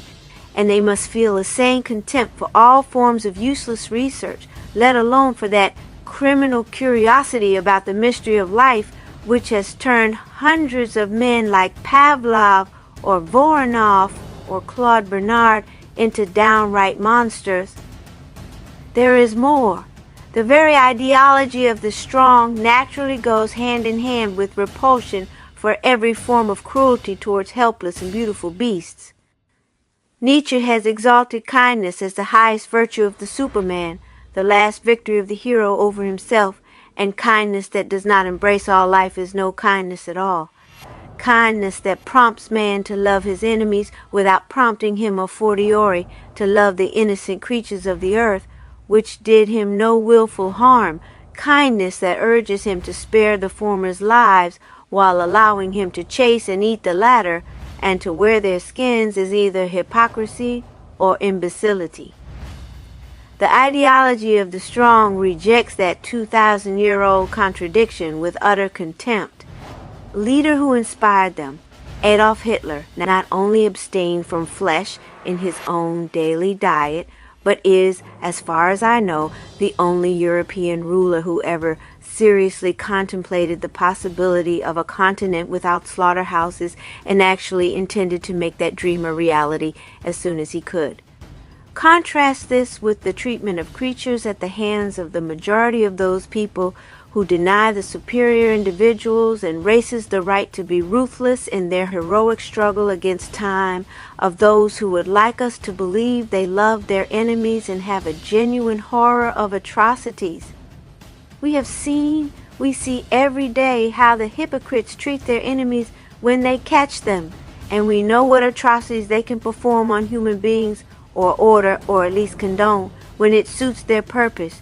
They treat animals no better. They take the hidden crimes daily committed against them in this increasingly wicked world as a matter of course, just as they do those committed against the men and women whom they look upon as dangerous fanatics, war criminals, and so forth. Of course, they find good excuses for their attitude. One always does. Logic was granted to man in order that he might justify himself in his own eyes, whatever monstrosity he might choose to support. But their premises are entirely different from those of the selfless people who fight with consistent ruthlessness for ideals in harmony with the perfect cosmic order. Their basic argument is the interest of humanity, indiscriminately, the interest of humanity as a whole, of the majority of human beings, good, bad, and indifferent, and of human beings alone. Their ideals, expression of the downward tendency of time, which is hurrying man to his doom, are anything but golden age ideals, which humanity indeed do our kind-hearted agents of the dark forces struggle to save, at the cost of untold suffering inflicted upon healthy, innocent, and beautiful creatures in the torture chambers of science. Surely not the strong and proud elite of mankind. Such men and women as belong to that healthy minority need no such laboriously discovered medicine, and would not accept it even if they did. No. The majority of our contemporaries who support the infliction of pain upon living creatures for the sake of research are concerned with the relief of suffering humanity. They are full of that morbid love for the sick and the crippled, for the weak and the disabled of every description, which Christianity has once made fashionable, and which is undoubtedly one of the most nauseating signs of decay in modern man. Whether they be professed Christians or not, they all cling to the silly belief that it is a duty to save, or at least to prolong, at whatever cost, any human life, however worthless, a duty to prolong it just because it is human. As a consequence, they are prepared to sacrifice any numbers of healthy and beautiful animals if they imagine that it can help to patch up the failing bodies of people who, most of them, would not have been allowed to live, or rather would never have been born, in a well-conceived and well-organized society. In their eyes, a human idiot is worth more than the most perfect specimen of animal or plant life. Indeed, as our species degenerates, its conceit grows. And that conceit helps to keep men satisfied, though they be completely cut off from the vision of glorious, healthy perfection that dominated the consciousness of the world in its youth, and that still is and will remain till the end, the inspiring vision of a decreasing minority. The account of the atrocities committed upon innocent animals in order to find out means to combat disease in a more and more contaminated humanity, or even means to encourage vice in a daily greater number of outspent degenerates, would fill volumes. That of similar abominations performed out of mere scientific curiosity would also. This is not the place to expatiate upon that gruesome subject, yet when one remembers that people who excuse those and other horrors, nay, who approved of them, who admired such a fellow as Pasteur, and who had never spoken a word against other ones such as Claude Bernard, or in this century Pavlov, when one remembers, I say, that such people had the cheek to sit as judges, then one is disgusted at the depth of hypocrisy that mankind has reached in our times. For never perhaps has such a theatrical exhibition of indignation over particular acts of violence gone hand in hand with such universal toleration of acts of violence by far more horrible. That general dishonesty about violence, which has been steadily increasing from the dawn of history onwards, is manifest today in the way people deliberately conceal from themselves and from others all the horrors which they condone but cannot possibly justify. Many of the atrocities performed on animals with a view to add to medical knowledge are so gruesome that, in spite of their alleged justification, it is in the interest of science and in the interest of the commercial concerns dealing in patent medicines not to allow the public to know about them. And the public is deliberately kept in ignorance, induced to believe that the horrors do not really exist, or that they are not in reality half as blood-curdling as they sound. A fortiori, the numberless cruelties committed for the sake of sheer curiosity, or for the sake of luxury or amusement, are all the more hidden, subtly denied. Thousands of well-meaning, Fools who talk about moral progress in our times have no idea whatsoever of what goes on behind the screens in scientific institutes, in the fur trade, and in circuses. Thousands of equally well-meaning and equally foolish people who take for granted whatever they are given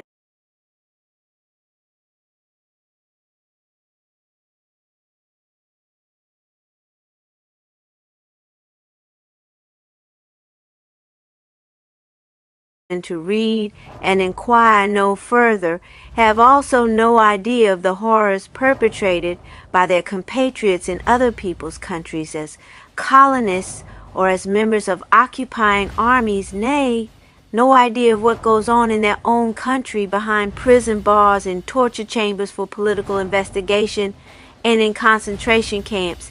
Indeed, in England and in other democratic nations, many are under the impression that their government never tolerated such things as concentration camps and torture chambers for human beings. Only the enemy had them, so they believe. Years ago, they would have thought nothing of admitting that everybody has them, must have them, that one cannot run a war without those unpleasant but extremely useful accessories. But now, hypocrisy concerning violence has reached its pitch. Never has there been in the world so much cruelty, allied to such a general attempt to hide it, to deny it, to forget it, and, if possible, make others forget it. Never have people been so willing to forget it. In externally decent and kindly surroundings, houses and streets in which no torture of man or beast can be seen or heard, provided, of course, it is not the enemy's cruelty. The only time modern men and women do not try to minimize horrors, but actually exaggerate them and often deliberately invent them, is when these happen to be or are intended to be presented as the enemy's horrors, never their own. And that is itself only a further instance of the worldwide characteristic of our times, the general love of lies. What has set the whole world so bitterly against the frank upholders of ruthless methods both in government and war is not so much that these were violent, but that they were frank.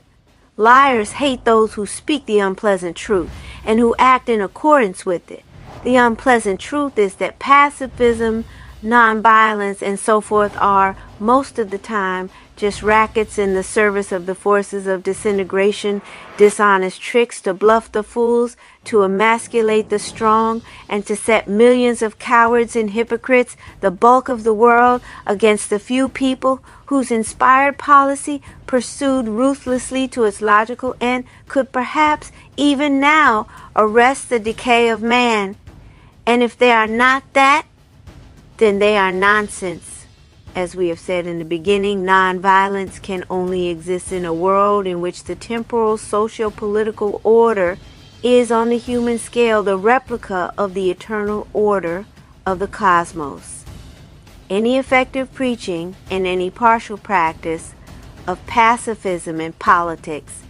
that is within time, outside such a temporal order, only leads ultimately to greater violence, to a greater exploitation of living nature, and a greater oppression of man at the hands of those who work for the death forces.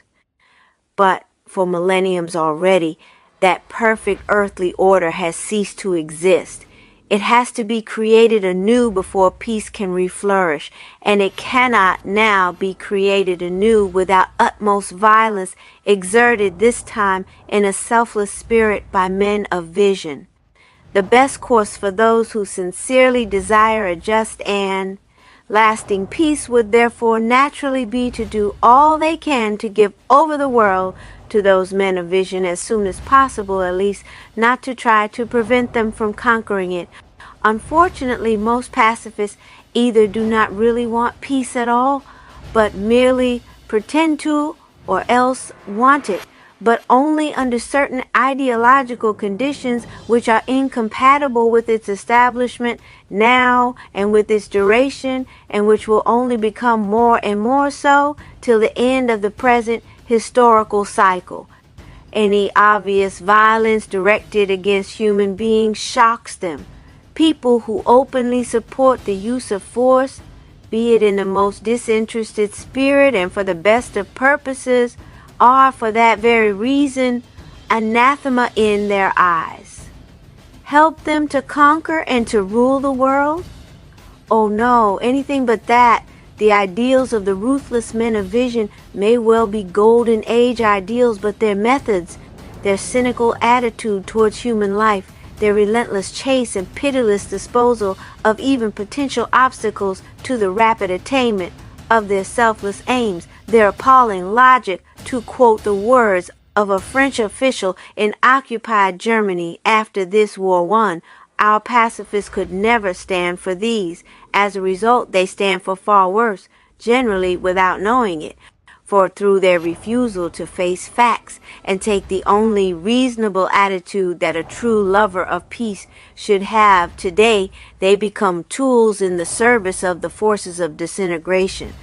For one cannot have it both ways. Whoever is not for the everlasting forces of light and light is against them. Unless one lives outside or above time, one either walks in the sense of the unavoidable evolution of history, that is, towards decay and dissolution, or one stands against the current of centuries in a bitter, apparently hopeless, but nevertheless beautiful struggle, one's eyes fixed upon those perennial ideals which can be fully translated into material reality only once, at the dawn of every successive cycle, by every successive new humanity.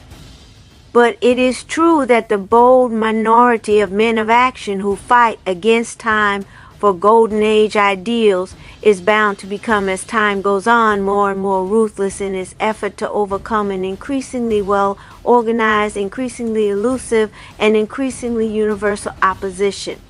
And for that very reason, it will become more and more difficult for the squeamish pacifists to follow it. In all probability, they will continue to prefer identifying themselves with the lying agents of the dark forces. And this is natural. Again, it is within the law of time. The forces of death must have practically the whole world under their grip before a new beginning can start as a reassertion of life's triumph. And thus, day after day, year after year, now and in the future, the conflicting powers of light and darkness cannot but carry on their deadly struggle, as they always did, but more and more fiercely as time goes on. And as time goes on, also, the struggle will more and more be between openly acknowledged and openly accepted violence and violence dishonestly disguised, the former being put to the service of life's highest purpose on earth, namely the creation of a perfect or golden age humanity, and the latter to that of the enemies of life. It has to be so until after the final crash, the end of the world as we know it, the leadership of surviving mankind falls to that victorious elite who, even in the midst of the long general decay of man, never lost its faith in the everlasting cosmic values, nor its will to draw from them, and from them alone, its rule of action. That elite will then no longer be compelled to resort to violence in order to impose its will. It will rule without opposition in a peaceful world in which the new order of its age-old dreams will appear to all as the only natural and rational state of affairs, until man again forgets unchangeable truth, acts as though the iron laws of cause and consequence did not concern him, God's darling, and again decays. Nothing can stop the wheel of time. Men in time, above time, and against time, all men, inasmuch as they are not liberated from the bondage of time, follow the downward path of history, whether they know it or not, and whether they like it or not. Few indeed thoroughly like it, even at our epoch, let alone in happier ages when people read less and thought more. Few follow it unhesitatingly, without throwing some time or other a sad glance towards the distant lost paradise into which they know in their deeper consciousness that they are never to enter, the paradise of perfection in time, a thing so remote that the earliest people of whom we know remembered it only as a dream. Yet they follow the fatal way. They obey their destiny. That resigned submission to the terrible law of decay, that acceptation of the bondage of time by creatures who dimly feel that they could be free from it, but who find it too hard to try to free themselves, who know beforehand that they would never succeed even if they did try, is at the bottom of that incurable unhappiness of man, deplored again and again in the Greek tragedies, and long before these were written. Man is unhappy because he knows, because he feels in general that the world in which he lives and of which he is a part is not what it should be, what it could be, what in fact it was at the dawn of time, before decay set in, and before violence became unavoidable. He cannot wholeheartedly accept that world as his, especially not accept the fact that it's going from bad to worse, and be glad. However much he may try to be a realist and snatch from destiny whatever he can, when he can, still an invincible yearning for the better remains at the bottom of his heart. He cannot, in general, will the world as it is. But few people, as rare as the liberated ones, for whom time does not exist, and perhaps rarer, can and do and act up to that will. These are the most thorough, the most mercilessly effective agents of the death forces on earth, supremely intelligent and sometimes extraordinarily far-sighted, always unscrupulous to the utmost, working without hesitation and without remorse in the sense of the downward process of history, and whether they can see or not, as far as that, for its logical conclusion, the annihilation of man and of all life. Naturally, they do not always see as far as that, but when they do, still they do not care, since the law of time is what it is, and since the end must come, it is just as well that they should draw all the profit they possibly can from the process that is, anyhow, sooner or later, to bring about the end. Since no one can recreate the primeval lost paradise, no one but the wheel of time itself after it has rolled its full course, then it is just as well that they, who can completely forget the distant vision, or who never had a glimpse of its dying glow, they who can stifle in themselves the age-old yearning for perfection, or rather who never experienced it, it is just as well that they, I say, should squeeze out a fleeting moment,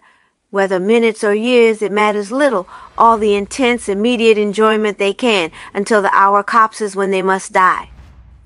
It is just as well that they should leave their stamp upon the world, force generations to remember them, until the hour comes for the world to die.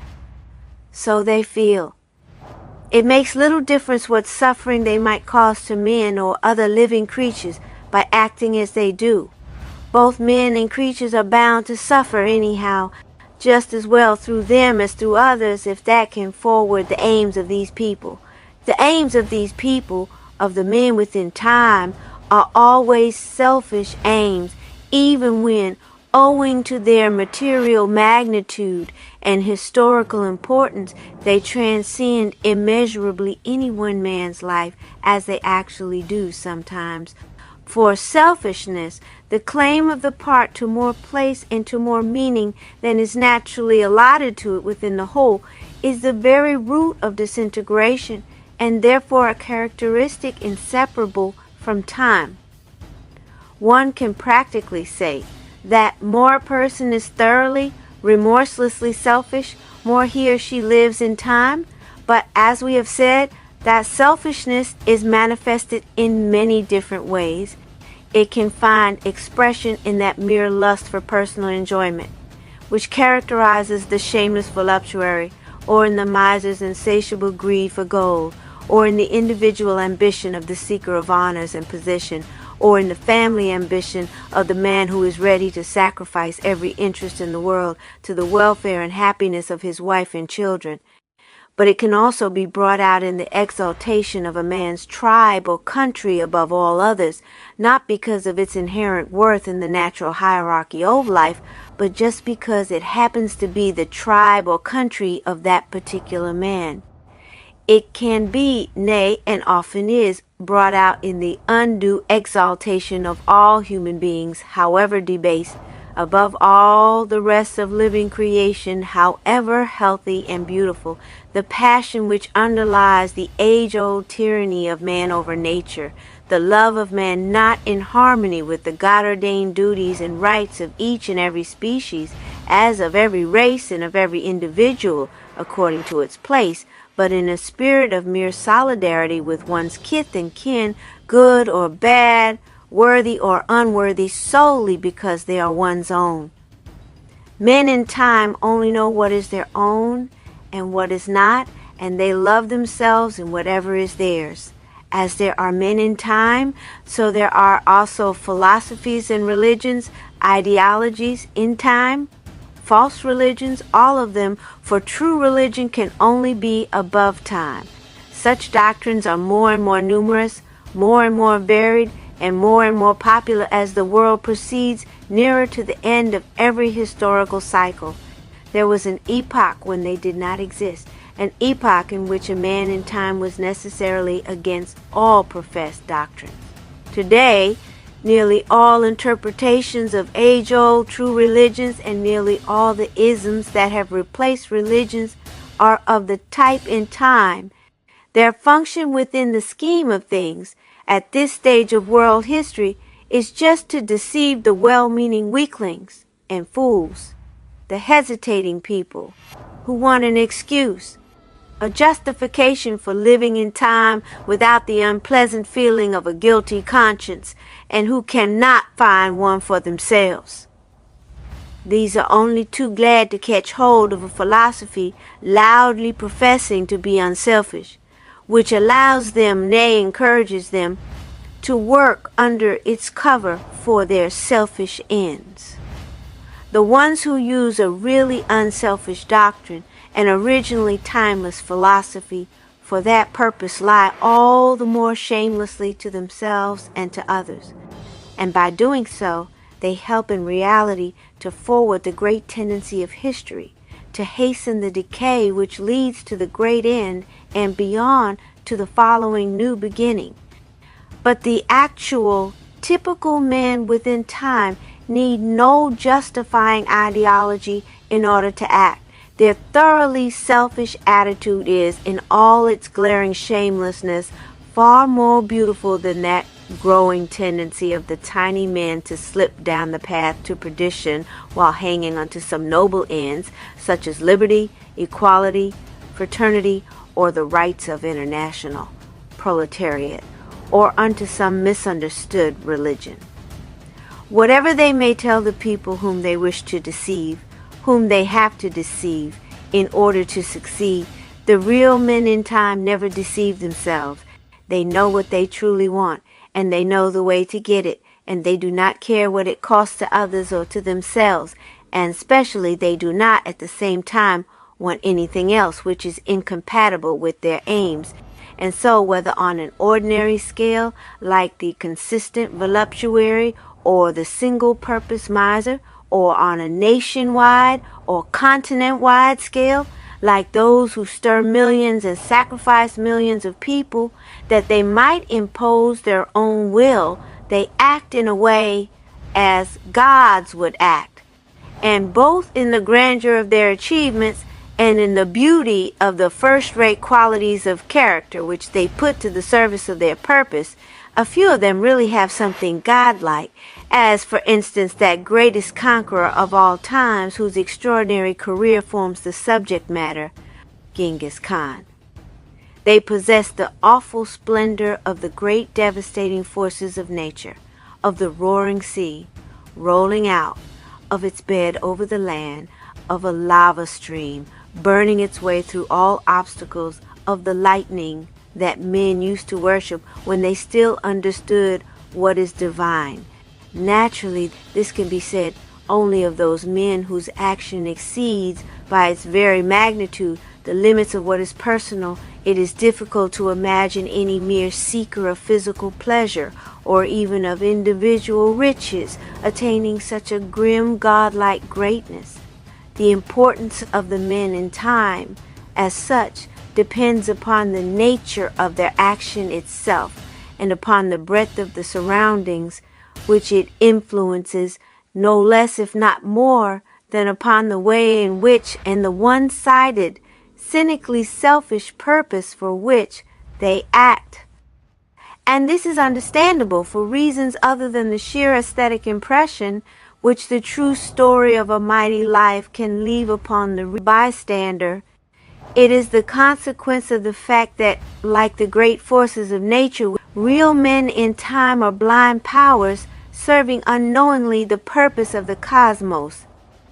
The same is true, of course, of the petty seekers after small profits in their limited sphere of activity. They too are blind powers of destruction, but small ones, at our scale at least. We experience the awe of the divine in presence of the big ones only, as we do, for instance, before a storm upon the ocean, while the sight of a pool of water disturbed by the wind leaves us indifferent. When the ends, however petty and personal in themselves, are masterfully served through such action as stirs the whole world, when, in order to attain them, a man in time displays, upon the international stage, superhuman qualities worthy of much higher ends, then one feels oneself in presence, not of a man in time, but of the divine destroyer, Mahakala, time itself, everlastingly rushing the thing that seems to annihilation, followed by new birth, and then again by further decay and annihilation. The man in time can have any aim, with the exception of a disinterested one, which would at once raise him above time. He himself is always like a blind force of destructive nature. That is the reason why so many thoroughly bad characters in literature and in the theater are so attractive in their forceful evil. He has no ideology, or rather, his ideology is himself, separated from the divine whole. That is, it is the disintegration of the whole of the universe for the benefit of himself, and ultimately the destruction of himself also, although he does not know it or does not care. And that is the case in every instance, but under certain conditions, when his action takes, in human history, the permanent importance that a great geological cataclysm has in the history of the earth, then, as I said, the man in time disappears from our sight, and in his place, but still bearing his features, appears in all his dramatic majesty, Mahakala, the eternal destroyer. It is him whom we adore in the great lightning individuals such as Genghis Khan. Him, not them. They are only the clay images inhabited by him for a few brief years. And just as the clay image hides and suggests the invisible god or goddess, power everlasting, so does their selfishness both hide and reveal the impersonal purposefulness of life, the destructive phase of the divine play in which already lies the promise of the new dawn to come. And just as volcanic convulsions or invading sea tides prepare, in the course of centuries, a new growth in a reshaped physical universe, so do the great men in time bring us nearer the liberating end and thereby prepare the way for the next glorious beginning. Scourges of God, in a way they are also blessings in disguise. Far better their frank, brutal destructiveness for selfish ends than the silly patchwork of the ordinary well-meaning people who try to do good in this fallen world, without having the courage to strike and burn and tear, who have only constructive schemes, all useless, for destruction and creation are forever linked. That is why we adore the lightning as well as the sun, and are overwhelmed by a feeling of sacred awe at the thought of the grand-scale exterminators without ideologies, human likenesses of great Mahakala. But there are also men outside time, or rather above time, men who live here and now in eternity, who directly at least have no part to play in the downward rush of history towards disintegration and death, but who behold it from above as one beholds from a strong and safe bridge the irresistible rush of a waterfall into the abyss, and who have repudiated the law of violence, which is the law of time. Of such men, most live a very special life, away from the world, a life of which the whole inner discipline, spiritual, moral, and physical, is systematically devised to keep them in constant union with the great reality beyond time, the thing that is, as opposed to the thing that seems.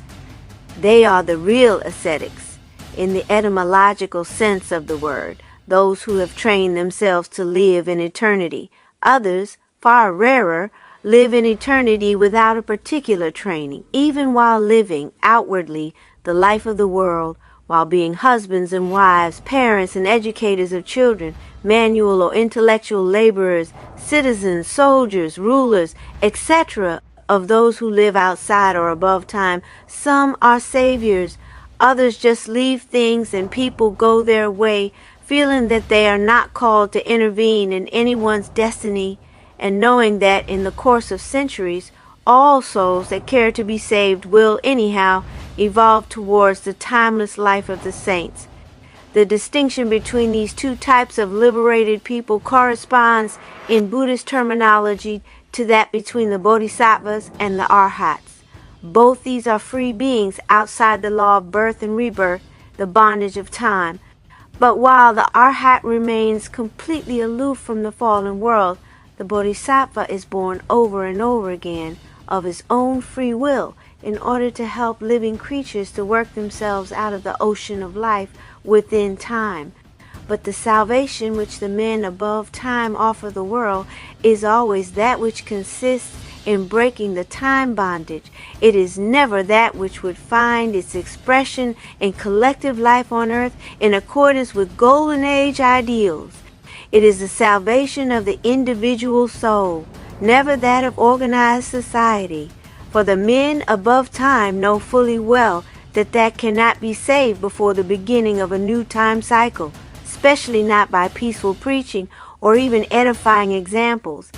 And even when they do, to some extent, try to bring a certain amount of organization into being among a restricted number of disciples, in monastic communities, for instance, they know that however saintly it be, the community as such is bound to degenerate sooner or later. The Buddha foretold the corruption of his Sangha after 500 years. It is true that some, though extremely few, men of those whom we have characterized as above time have been or have tried to be reformers in the worldly sense by nonviolent means. But none of them were saviors of society, really speaking, the saviors in the worldly sense of the word, those who set out to perfect not merely men's souls but men's collective life and government and international relations are what we call men against time, and they are necessarily violent, although not always physically so. They may be, in fact they should be, personally free from the bondage of time if they are to act with the maximum of foresight and efficiency. But they have to take into consideration the conditions of action within time to live in time also in a way. The others, the men above time who appear to have been reformers, have not really tried to remold the world according to their understanding of eternal truth. Otherwise, they would not have remained non-violent. What they did was to live in the world their own timeless philosophy, and to the extent that they occupied a position of importance, like that most remarkable of them all, Akhenaton, king of Egypt, who was in his days the most powerful man on earth, their lives could not but have a repercussion upon those of their contemporaries. It might seem strange that the founder of a state religion for the cult of the heat and light within the disk was that, undoubtedly, should not be counted among the saviors of the world, but rather among those extremely rare men above time who have lived the life of this earth while stubbornly remaining foreign to this earth's grim realities. But appearances are deceitful, and we shall see further on, in examining the nature of the much misunderstood cult of the disc and the life of King Akhenaton, its promoter, that this view is the right one. The most distinctive trait of the men outside or above time, as opposed to those who live in time or against time, is perhaps their consistent refusal to use violence even in order to forward the most righteous cause. Not that they are at all squeamish about violence, like the weaklings, neither. Good nor bad, who compose 90% of mankind at our epoch, they could not possibly disapprove of the warrior-like ideal of detached, selfless violence preached by Lord Krishna, the divine preserver of the universe himself, in the Bhagavad Gita, for that ideal is in harmony with everlasting truth, which any man who has transcended time is bound to acknowledge. Only they are not Kshatriyas by nature, whatever be their race, their social position, their inherited responsibilities. They are not men of action by nature, let alone fighters. Their action, like that of the sun, lies essentially in their personal radiation of power, beauty, and goodness. What they do is, of course, the integral reflection of what they are, nothing more, nothing different, nothing which is foreign to them, for they are fully conscious of their being. And if they have any substantial influence at all, it is like that of the sun, an influence from above and from afar, characterized by its absolute impartiality, its indiscriminate and impersonal goodness. They do nothing to compel others, nothing at least beyond certain limits, even if they live in the world. They know they cannot force the evolution of things, nor suppress the part played by time in the lives of those who are still submitted to its iron law. Again, like the sun, they shine. If the seed is alive, it will ripen sooner or later. Never mind when violence would only help to produce an artificial growth. And if the seed be dead, let it be. There are new seeds, new creations, forever and ever. The people who live in eternity can wait. We have said, those who remain above time do not resort to violence. This does not mean that all men who abstain from violence are necessarily liberated souls. Living above time, first, an immense number of cowards are non-violent for fear of taking risks, and they are anything but free from the bondage of time.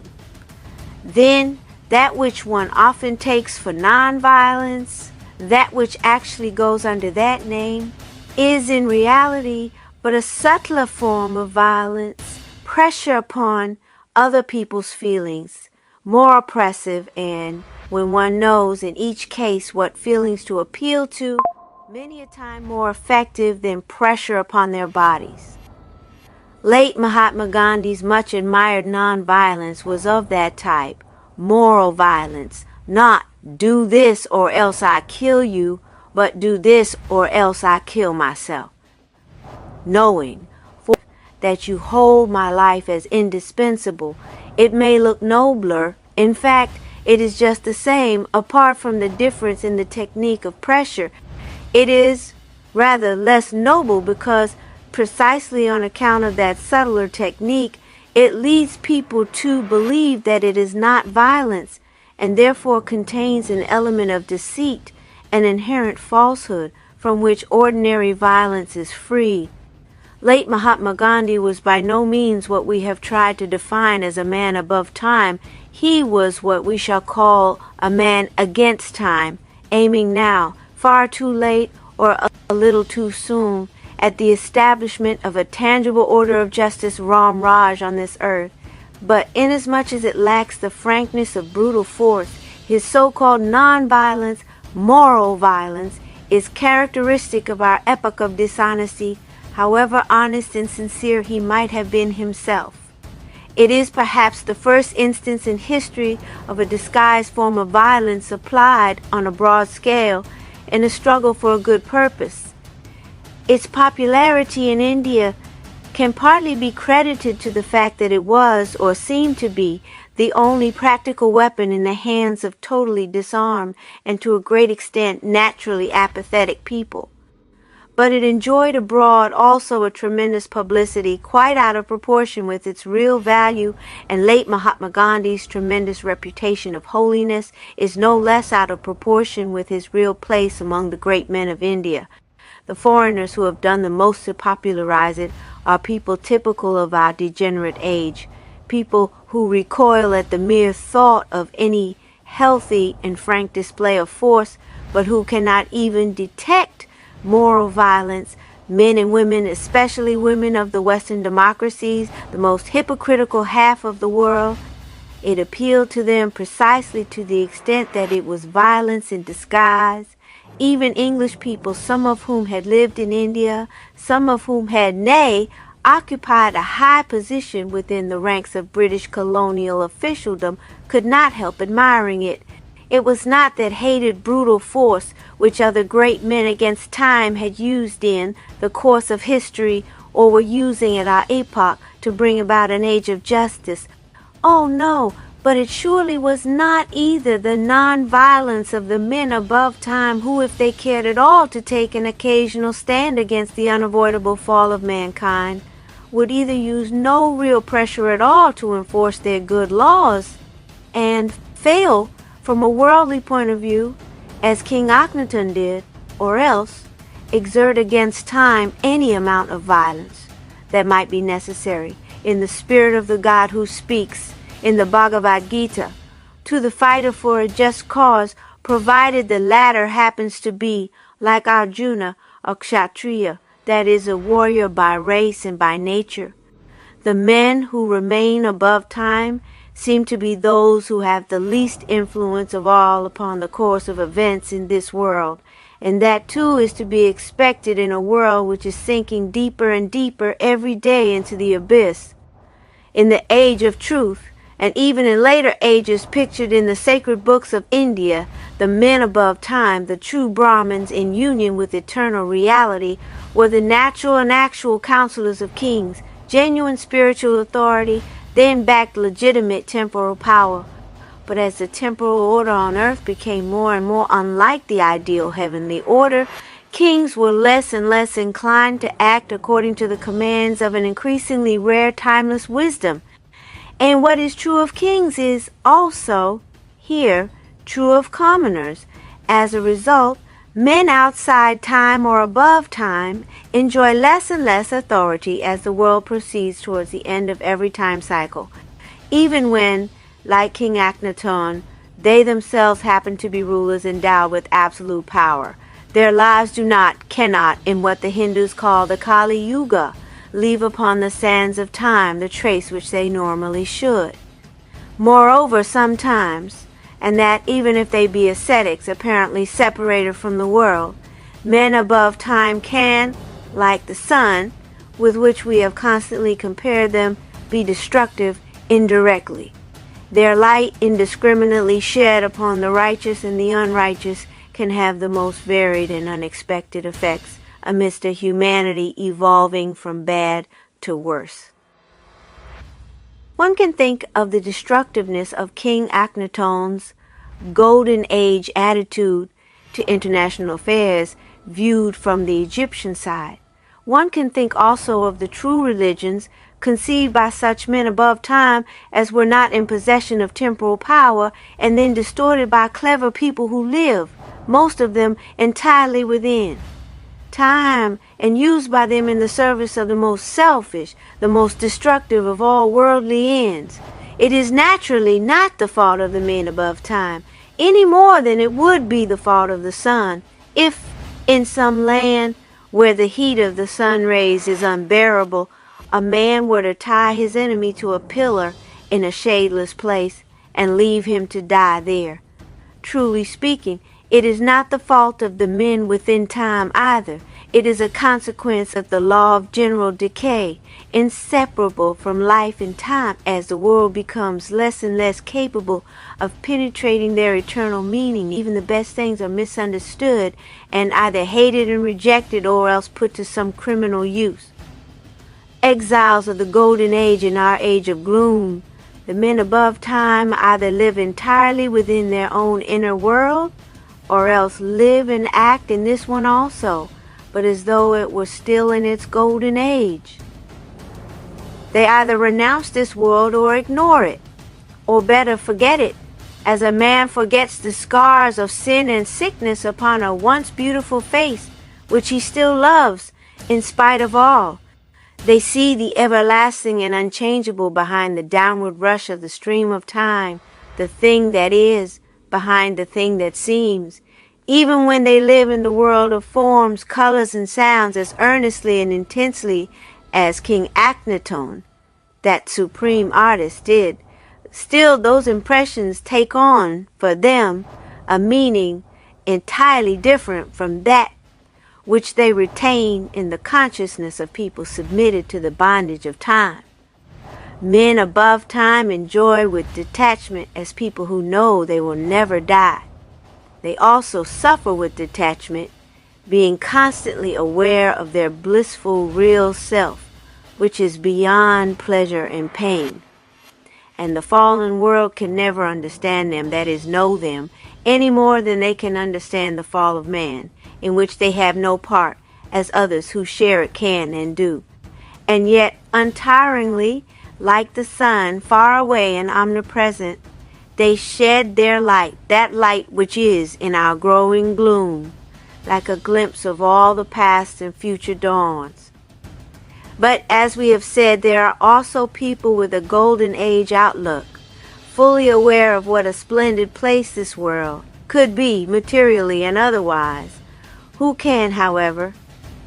neither renounce life as it is nor ignore it. People who, in addition to that, are endowed with what the Hindus would call a kshatriya nature, born fighters, for whom difficulties exist only to be overcome, and for whom the impossible has a strange fascination. These are the men against time, absolutely sincere, selfless idealists, believers in those eternal values that the fallen world has rejected, and ready, in order to reassert them on the material plane, to resort to any means within their reach. As a consequence of the law of time, those means are necessarily all the more drastic and all the more brutal as every historical cycle draws nearer to its end. The last man against time is in fact no other than he whose name in Sanskrit tradition is Kalki, the last incarnation of the divine sustainer of the universe, and at the same time the destroyer of the whole world, the savior who will put an end to this present yuga in a formidable display of unparalleled violence, in order that a new creation may flourish in the innocence and splendor of a new age of truth. Men outside time or above time, at the most saviors of souls, have, more often than not, disciples who are definitely men against time, sometimes even men in time, but we do not speak of these, for they are mere exploiters of religions or ideologies, for selfish ends, not sincere disciples of saints. True disciples, and in some rare instances the masters themselves, who are against time, thorough organizers, unscrupulous propagandists, and ruthless fighters, are the actual founders of most of, if not all, the great churches of the world, even when the religions preached by those churches are doctrines originally above time, as they generally are. And this is unavoidable inasmuch as a church is always, or nearly always, not only itself a material organization, but an organization which aims at regulating the lives of thousands, when not millions, of people in this world in time.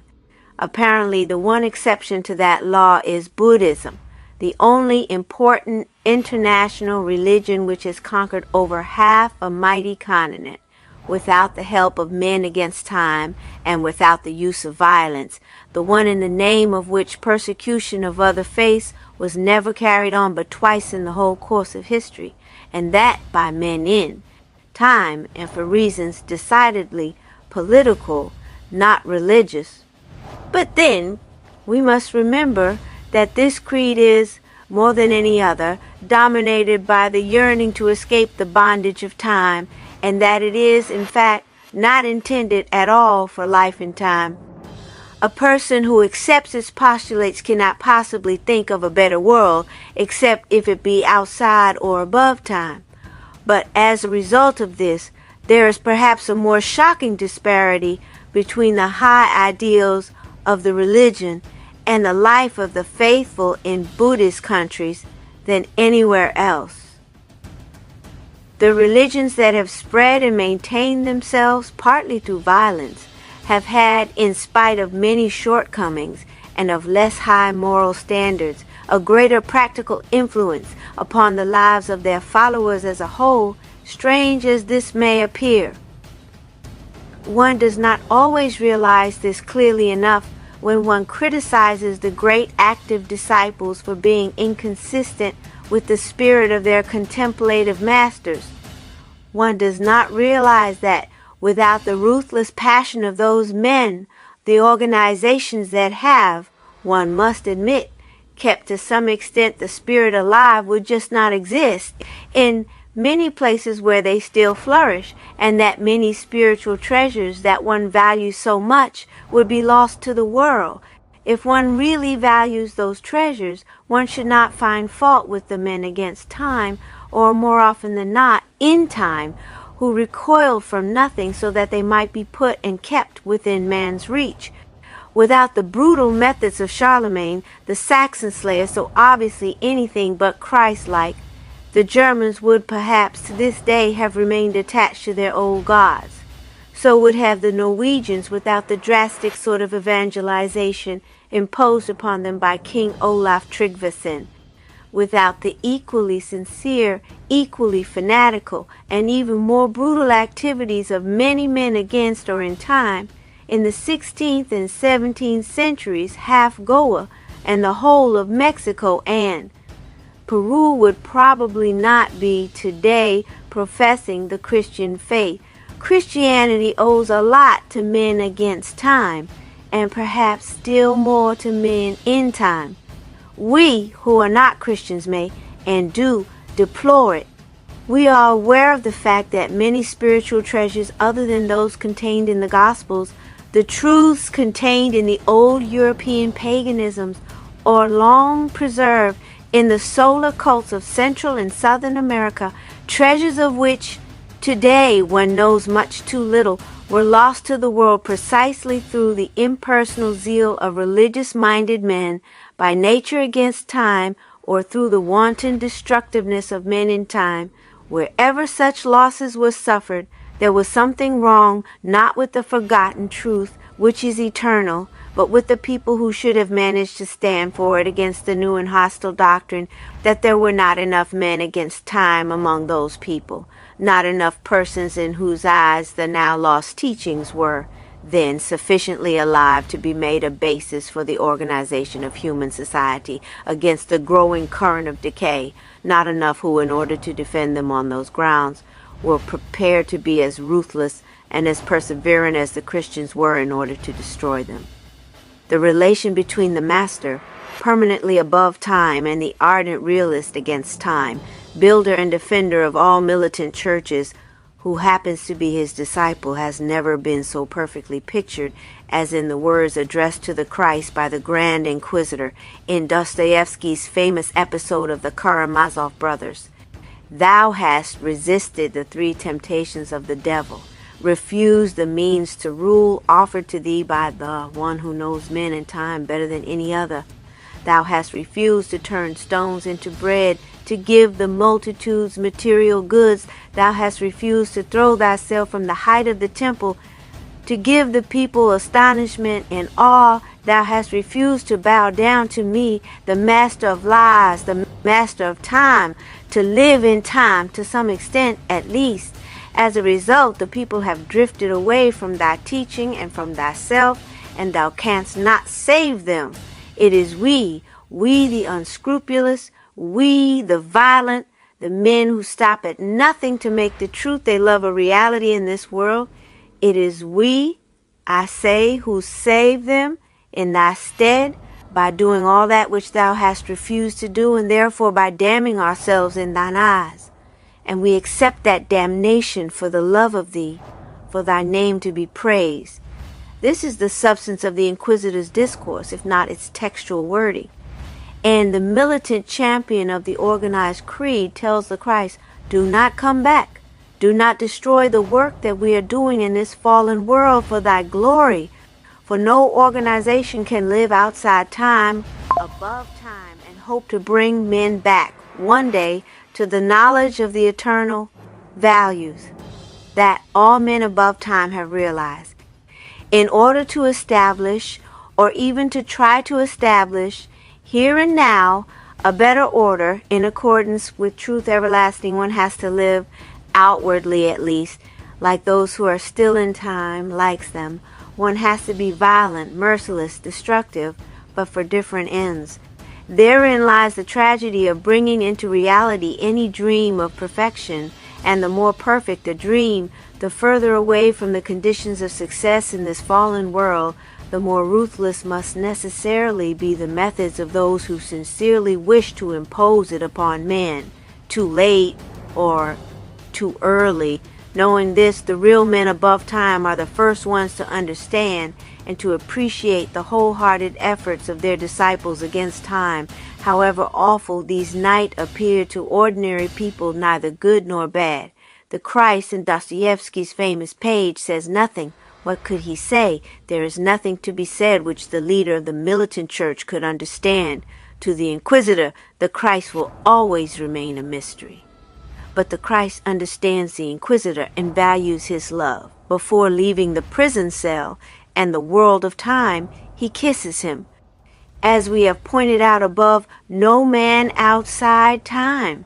can enjoy any real influence upon human society unless he has such disciples, or unless he is himself prepared to become also a man against time. For it is a fact that one can be both above time in one's personal outlook and against time in one's activity in the world. All the really great creative men against time possess these two aspects. They are men of vision aware of timeless truths, but they are also men who have been stirred to the depth by the glaring contrast between the ideal world built according to those truths and the actual world in which they live. Men who, after what they have seen and experienced, can neither remain any longer cut off from time in their own inner paradise, nor act in life as though all were well, but who must devote their whole life and energy to the reshaping of tangible reality on the model of their vision of truth. One such man is the warrior-like Prophet Muhammad, who dreamed a world theocracy and succeeded in founding a great civilization lasting to this day. Another one whose unparalleled greatness is yet unrecognized because his follower lost a war instead of winning it, is the tragic figure that dominates the history of the West in our own times, Adolf Hitler. I have compared men in time to the lightning and men outside time or above time to the sun. Using the same metaphorical language, one can say that men against time partake both of the sun and of the lightning, inasmuch as they are truly inspired by golden age ideals, rooted in timeless truth, and as, precisely in order to be able to stand for such ideals on the material plane in the age of gloom against the current of time, they are compelled to display all the practical qualities of the men in time, inasmuch as the only difference between them and the latter lies not in their methods, which are the same and cannot but be so, but in their selfless impersonal ends. They serve those ends with merciless realism, but to the extent they are above time also, with the detachment preached to the warrior in the Bhagavad Gita. In fact, the teaching of the Bhagavad Gita is nothing else but the philosophy of the perfect man against time, yogi in spirit, warrior in action, a man like King Akhenaten, the only one of the sun, free from the bondage of time, and whose strength is cosmic energy itself, but who uses that strength on the material plane in the service of his ideals with all the remorseless logic of a Genghis Khan. Alone Kalki, the last man against time at the end of every historical cycle, the last savior, who is also the greatest destroyer, impersonates that double ideal perfectly and succeeds completely. It is he who restores to the world its primeval health, beauty, and innocence, thus opening a new time cycle. The other men against time, before the very end of each humanity, succeed and are recognized and exalted by millions permanently, inasmuch as they or their followers abandon their spirit and work decidedly in time, compromising with the forces of death. In other words, inasmuch as they have in them, like the Prophet Muhammad, more lightning than sun.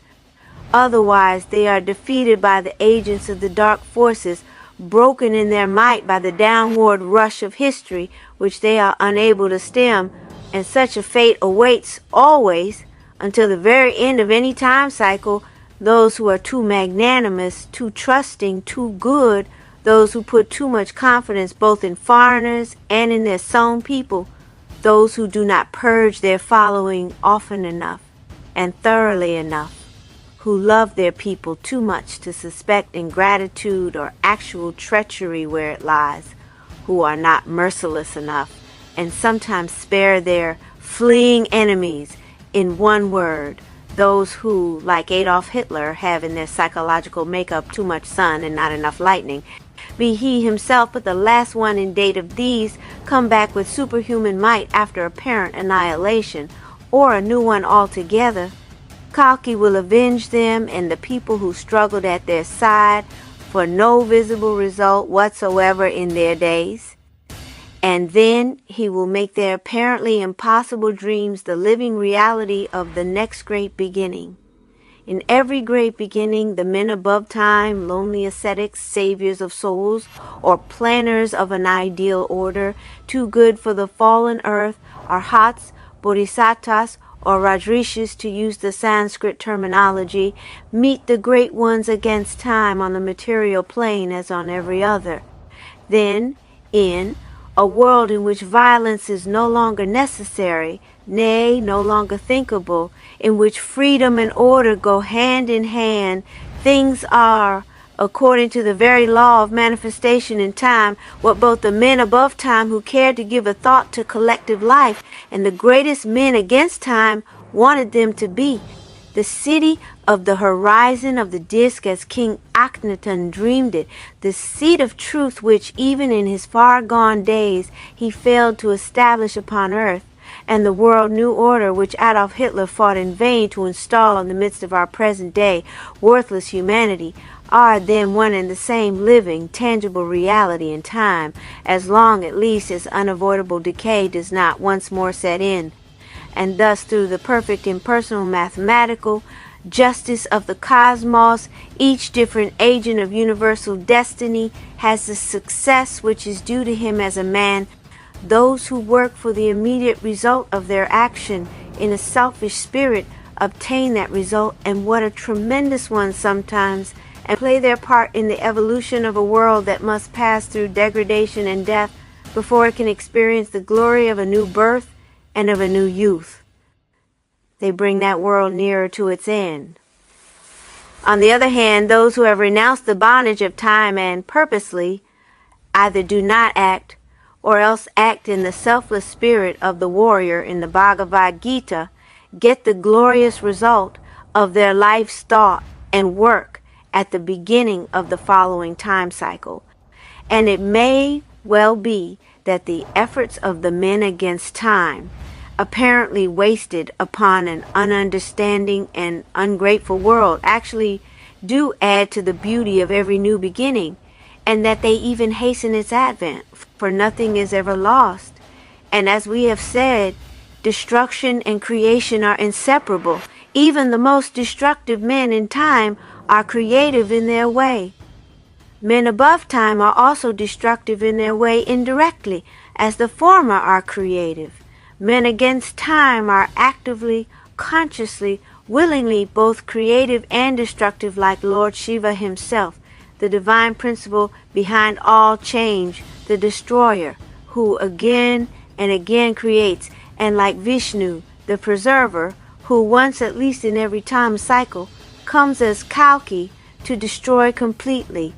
In them, the cosmos is forever seeking its principle against the irresistible law of time, which steadily draws it away from it, from the beginning to the end of every successive material manifestation in time. The lightning Genghis Khan, the child of violence, just as the physical universe is the masterpiece of divine creation.